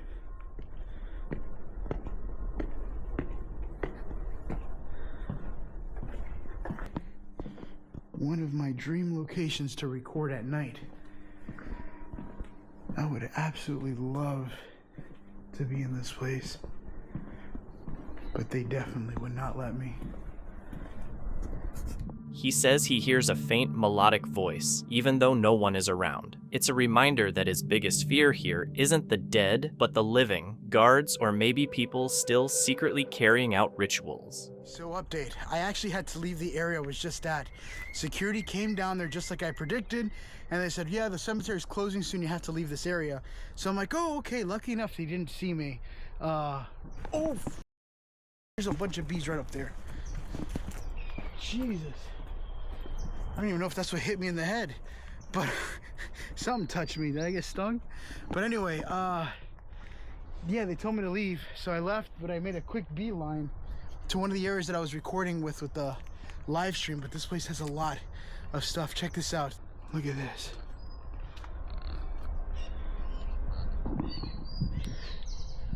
That is, I love these old pictures, man. They are really cool. Very vintage, like, oh, what is that? There's something on the inside of there. Hopefully I don't step on another snake. On my last video, oh, is that a dog? What the hell? Look at this. That is a dog bone. Unless the guy wanted to get buried with his dog, maybe. But as you can see, I'm now in a much more abandoned area within this part of the grave. But I still have to be careful because these people are gonna be on me like wet on rice. Look at that. That's the top of a skull. I don't know why they break it, but they're not supposed to break it, but I don't know what's going on. Maybe it falls or breaks over time because they're so gentle. These tombs are super old. See if I can find a date on one of them. 1919. That's a lot. Yeah, they get older too. Back above ground, the feeling of unease intensifies. He sees tombs cracked open, skeletons partially exposed, with plaques and covers long gone. Some graves still have offerings, flowers, candies, white candles, left as signs of remembrance or protection. Others are charred and blackened by fire. The deeper he goes, the more chaotic the cemetery feels, as if time itself has fallen apart here. There's so many tombs after tombs here with just skeletal remains everywhere. You start to get used to it. Look at this one.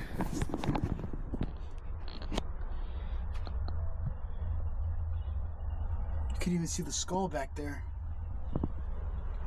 So I've made it to this place, which seems to have changed a lot. And it just goes all the way down. But everything seems to be somewhat in pristine condition. Oh, that's the one that's completely open. Oh, look at this one. Can you see the name? I can't even read it.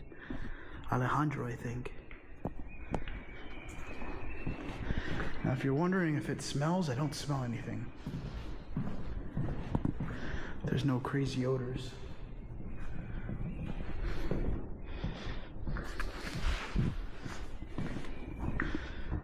Oh, look at that, even the flowers. I wish I had a better flashlight, but I had to play it safe on this video. Franco points out that the desecrations are often done by those supposed to protect it. Desperate workers selling parts of the dead for scrap. It's a haunting thought. Not just the loss of dignity, but the reminder that even something sacred can be destroyed by something as simple as hunger. I think I'm gonna get out of this place. It is getting extremely dangerous. We're close to go time.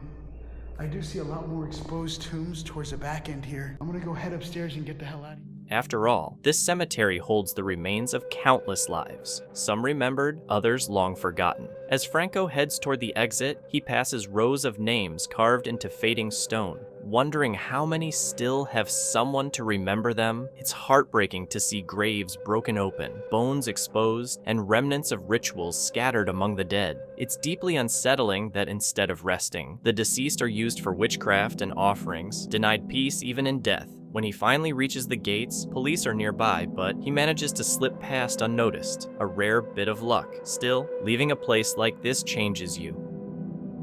This encounter is from Joey Terror, a YouTube creator who explores abandoned and supposedly haunted places across the US. His videos focus on the natural atmosphere, showing empty buildings, strange noises, and his real reactions as things happen. This one was filmed on March 22nd, 2025, inside an abandoned house in Ohio. The place looks completely forgotten. Broken glass, damaged doors, and old furniture left scattered around, as if the people who lived there just left one day and never came back. The silence alone makes the place feel unsettling. Welcome to Ohio.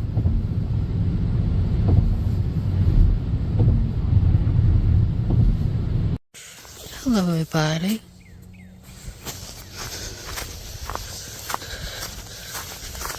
We drove 3 hours to get to Ohio for this house. You all come along with. Smash that like button, subscribe, and like it in. There's a lot of broken glass on the ground. And it's a beautiful place.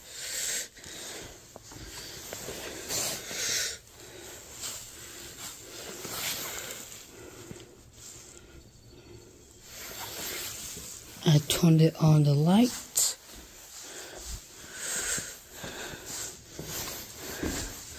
So I can see where I'm going. So that door is broken. Okay, the chimney. Broke ankle. There's a lot of noises in this place. An old piano that is still plugged into the wall.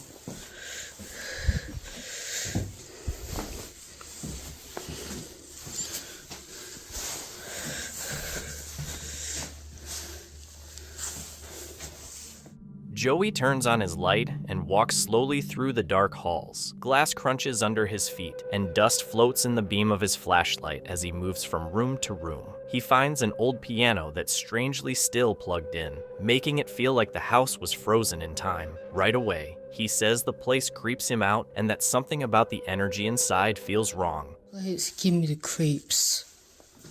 It does.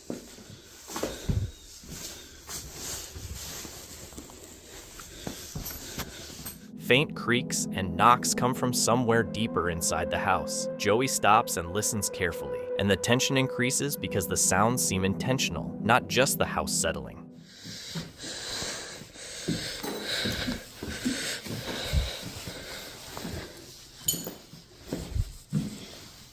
It's a feel like something is walking behind me. But I don't like the place.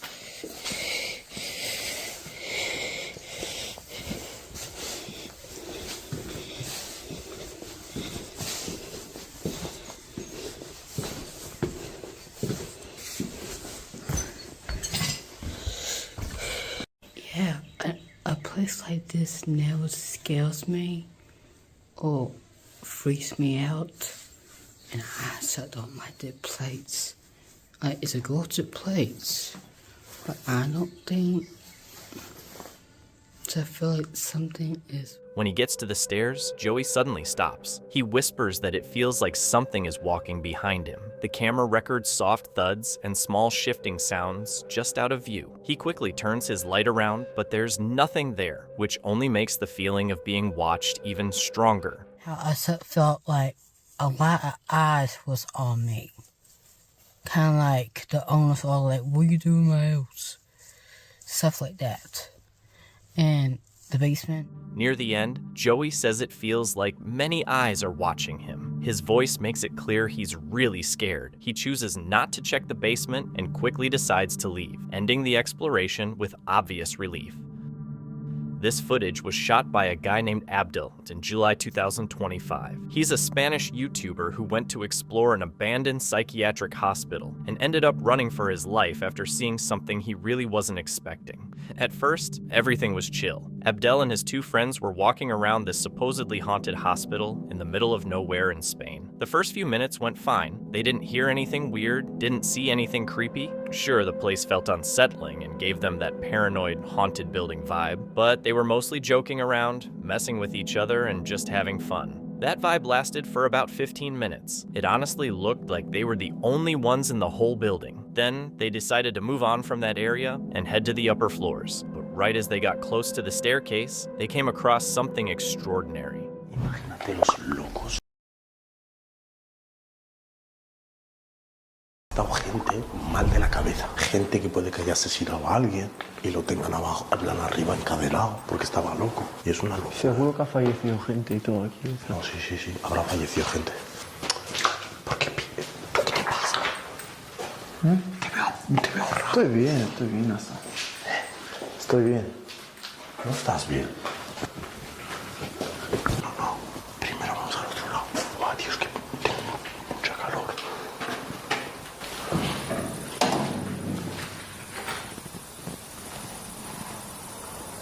¿Qué ha sido eso? Se ha escuchado arriba abajo. Escucho algo raro. Se ha escuchado arriba abajo. after hearing what sounded like someone running around on the upper floors. The guys figured it was probably just a squatter and decided to check it out. They searched every room upstairs but found nothing that explained the footsteps, so they moved to the opposite side of the building. While walking through the hallway, they suddenly started hearing what seemed like a woman's voice, and before they could even process what was happening, an old woman stepped out of one of the rooms right in front of them. Hola, que voy a empezar a pegar gritos aquí, hermano. Bro, ¿pero por qué haces como que no te da miedo nada? Claro que no. Pero, bebí, y no he visto nada.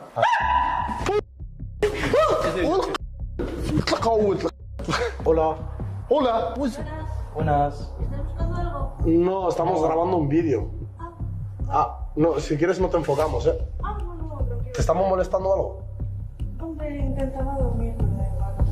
Perdón, lo sentimos, ¿eh? No, tranquilo. ¿Vives sola para no molestar más? En plan, que si hay más gente no molestamos más. No, estoy sola, tranquilo. ¿Pero en todo el bloque? Sí. Vale, ¿Solo tú? Sí. Vale. ¿Quieres salir en el vídeo un momentito o no te...? No, gracias. Vale. Perdón por molestar, ¿eh? Perdón, ¿no? Tranquilo, buenas noches.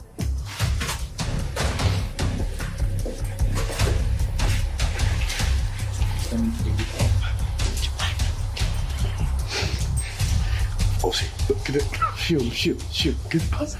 The old woman, who looked like she might be homeless, suddenly walked out of the room and completely startled the guys. When they talked to her, they realized she'd been sleeping there and woke up because of the noise they made. They asked if they could interview her, but she said no, probably because it was super late and she just wanted to go back to sleep. She also mentioned she wasn't alone, saying more people were living in that part of the hospital. The trio apologized and explained they didn't mean to disturb her. They were just exploring. As they walked away, they started talking about how strange the whole moment felt and how the encounter had really creeped them out. But before they could process it properly, the woman suddenly peeked her head out again and then sprinted toward them, straight up, chasing them out of the building.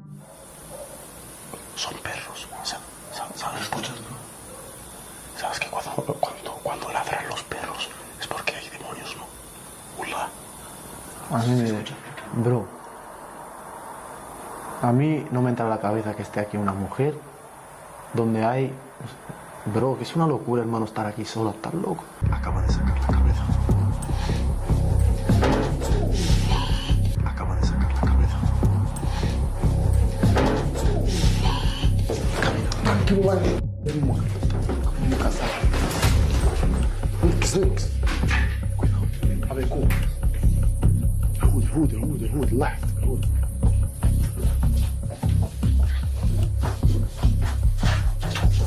Me salía.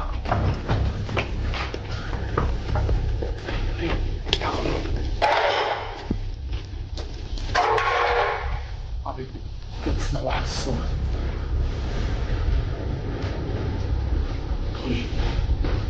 A ver, se han escuchado perros.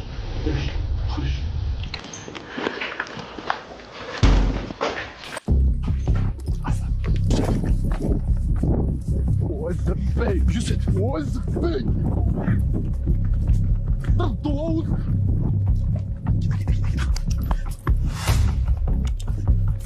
I know. The moment the old woman peeked her head out, the guys didn't waste any time. They headed straight for the stairs, but instead of going back into her room, she suddenly started chasing them. Realizing things were getting a bit too serious, they ran for the exit as fast as they could. Luckily, they made it out of the building safely and managed to outrun her without anyone getting hurt. Late at night, Jose Flores decides to do something most people wouldn't: spend the night alone in an abandoned house rumored to be cursed. His channel, Jose Flores Terror, focuses on exploring abandoned places, creepy stories, and that thin line between fear and fascination. The house sits alone in the middle of nowhere, surrounded by a silence so thick it feels alive locals won't go near it after dark, warning of whispers, footsteps, and cries. Even when it's empty, Jose moves carefully, his flashlight cutting through the dark. Every step echoes, swallowed by the quiet. There's no signal, no one around to help, just him and whatever might still linger inside. The house isn't big, but its unfinished rooms and cold air make it feel hollow, like a story frozen before it was ever lived. Voy a darles un pequeño tour por dentro de este lugar para que puedan conocer, primero que nada, dónde voy a estar pasando la noche. Es una casa, como lo voy a repetir a lo largo de todo el video, que no es una casa grande. Únicamente esta parte de aquí, que parece ser que es como una especie de cocina o algo así. Y esta zona de acá, esta es una habitación. Este de cuarto de aquí es el cuarto del baño. Y esta parte de acá, que es prácticamente como otra habitación. A lo que tengo entendido, la casa no terminó de ser construida porque los dueños de este lugar se quejaban constantemente de escuchar cosas aquí al momento de estar construyendo. Entonces, lo que se hizo fue parar. Se acaba de escuchar como un golpe. Aquí y ahora sí voy a comenzar a armar la casa de campaña.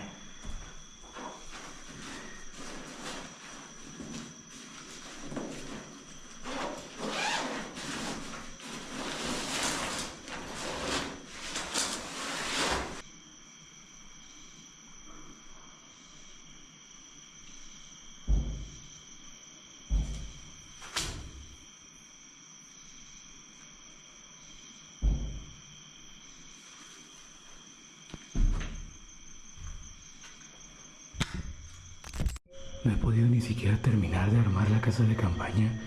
Justamente apenas la estaba armando. As he sets up his small tent inside, the atmosphere shifts. Suddenly, sharp bangs echo through the house, loud enough to make him freeze in place. Por la parte de atrás, por eso dejé de armarla.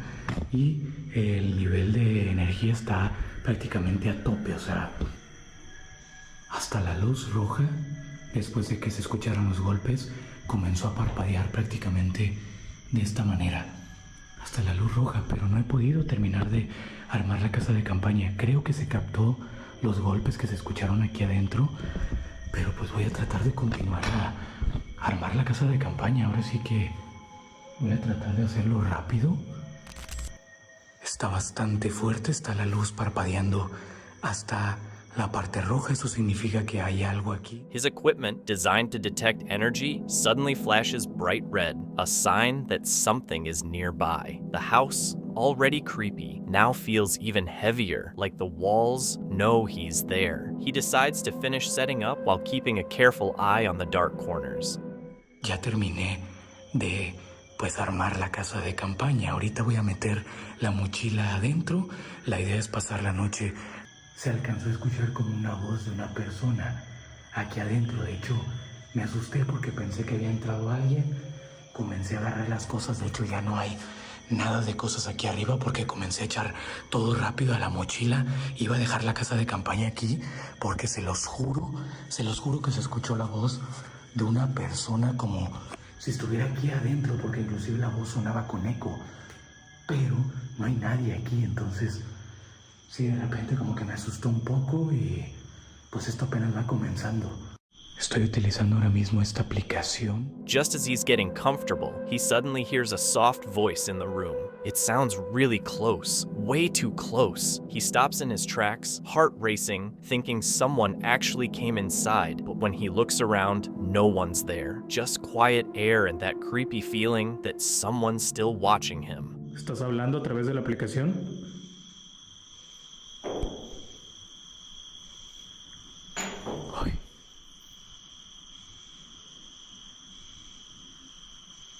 Se acaba de escuchar un golpe por allá. Uy.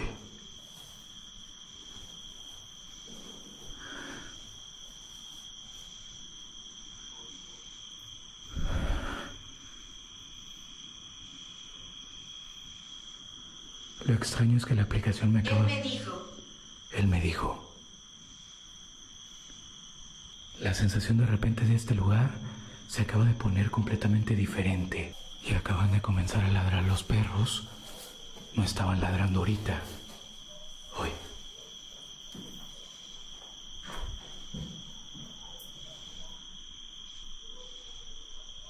Hola. Uy.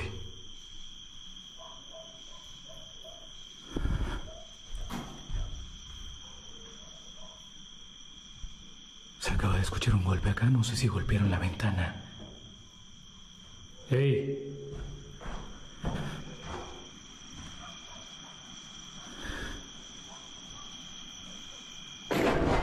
¡Uy!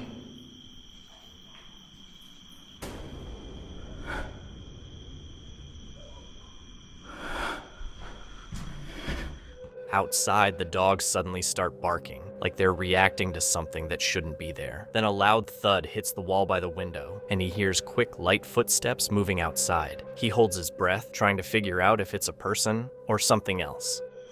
¿Quién anda aquí?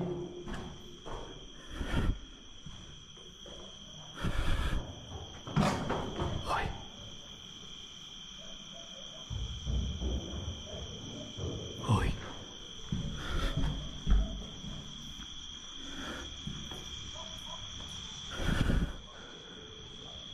Se acaba de escuchar que acaba de correr alguien por acá, como si hubiera corrido alguien. Ya era medianoche, y entre más transcurría el tiempo, más ruidos y golpes extraños se iban escuchando. Pareciera que algo más estaba conmigo esa noche. Voy a intentar, aunque sea, dormir un poco, no sé qué horas sean exactamente. The noises continued to echo through the house, but no matter how loudly Jose called, no one answered or appeared. Each sound felt heavier, like the house itself was alive. Eventually, he gave up, understanding that whatever made the noises didn't want to be found. Then, as suddenly as they began, the sounds stopped, but the silence didn't last. Lo único que sí sé es que es bastante tarde. Se han estado escuchando muchos ruidos adentro de la casa, como golpes, como si estuviera alguien aquí adentro haciendo golpes en las paredes todo el tiempo, pero voy a intentar dormir aunque sea algunos minutos o algo. Aunque es bastante difícil, no está fácil dormir acá, sabiendo que estoy solo y que tengo también muchas cosas de valor que me pudieran robar si alguien se metiera.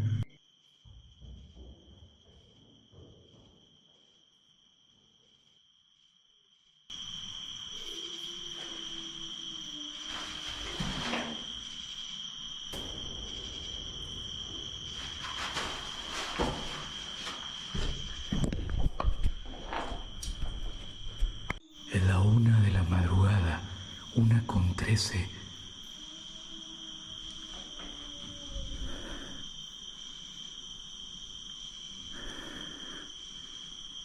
Y se está escuchando como un lamento.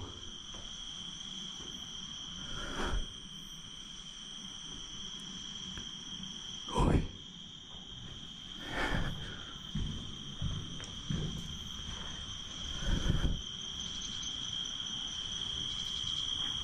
Es un lamento que se escucha en la parte de afuera.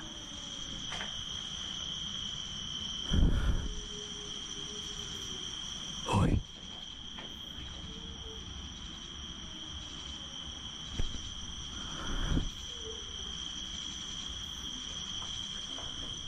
Se escucha como un lamento de una mujer.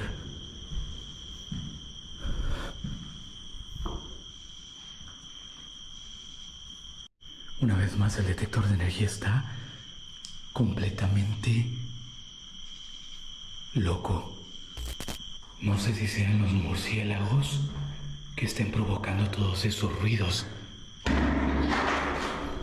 Hours pass, and the activity continues. Knocks, whispers, and distant cries move through the house, starting to feel less random and more intentional. At one point, a woman's wail sounds from outside, faint and far away, but enough to make him uneasy. Y estoy seguro que no fueron los murciélagos. Aunque están volando aquí, estoy segurísimo que no fueron los murciélagos. ¿Eres tú? ¿Hiciste ese ruido? Arnau. Ok, no sé qué significa esa palabra.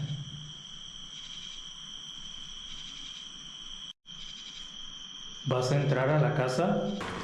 Lo que se logró escuchar esta noche, no sé, aquel lamento de mujer, los golpes en la casa, los pasos de manera clara.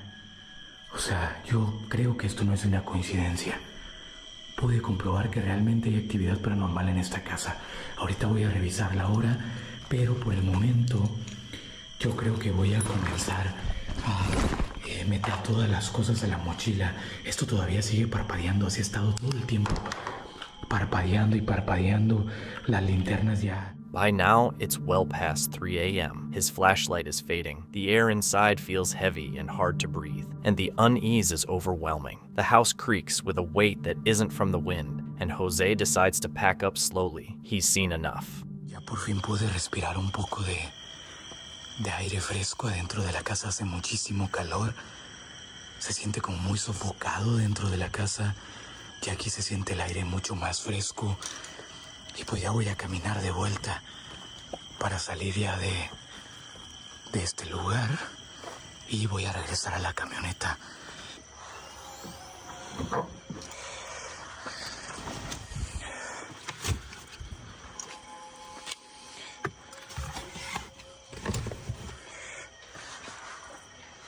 Yo estoy arriba de la camioneta, ya he logrado salir de este lugar. La verdad es que ha sido una madrugada muy intensa, sobre todo porque yo pensé que había alguien que estaba entrando dentro de la casa para hacer todos estos ruidos. Pero cuando das un recorrido alrededor y te das cuenta de que no hay absolutamente nadie, de que estás durmiendo en un lugar en el cual está... Finally, outside, the air feels lighter, almost like the house had been holding its breath until he left. Sitting in his car, he glances back one last time to anyone else. The building looks still and ordinary, but to him, it's anything but. The voices, footsteps, and distant wail had no face, making them harder to forget. Whether it was something paranormal or not, one thing is clear: the house isn't as empty as it seems. Thank you so much for watching. Don't forget to subscribe and hit the notification bell so you can stay updated with our latest videos.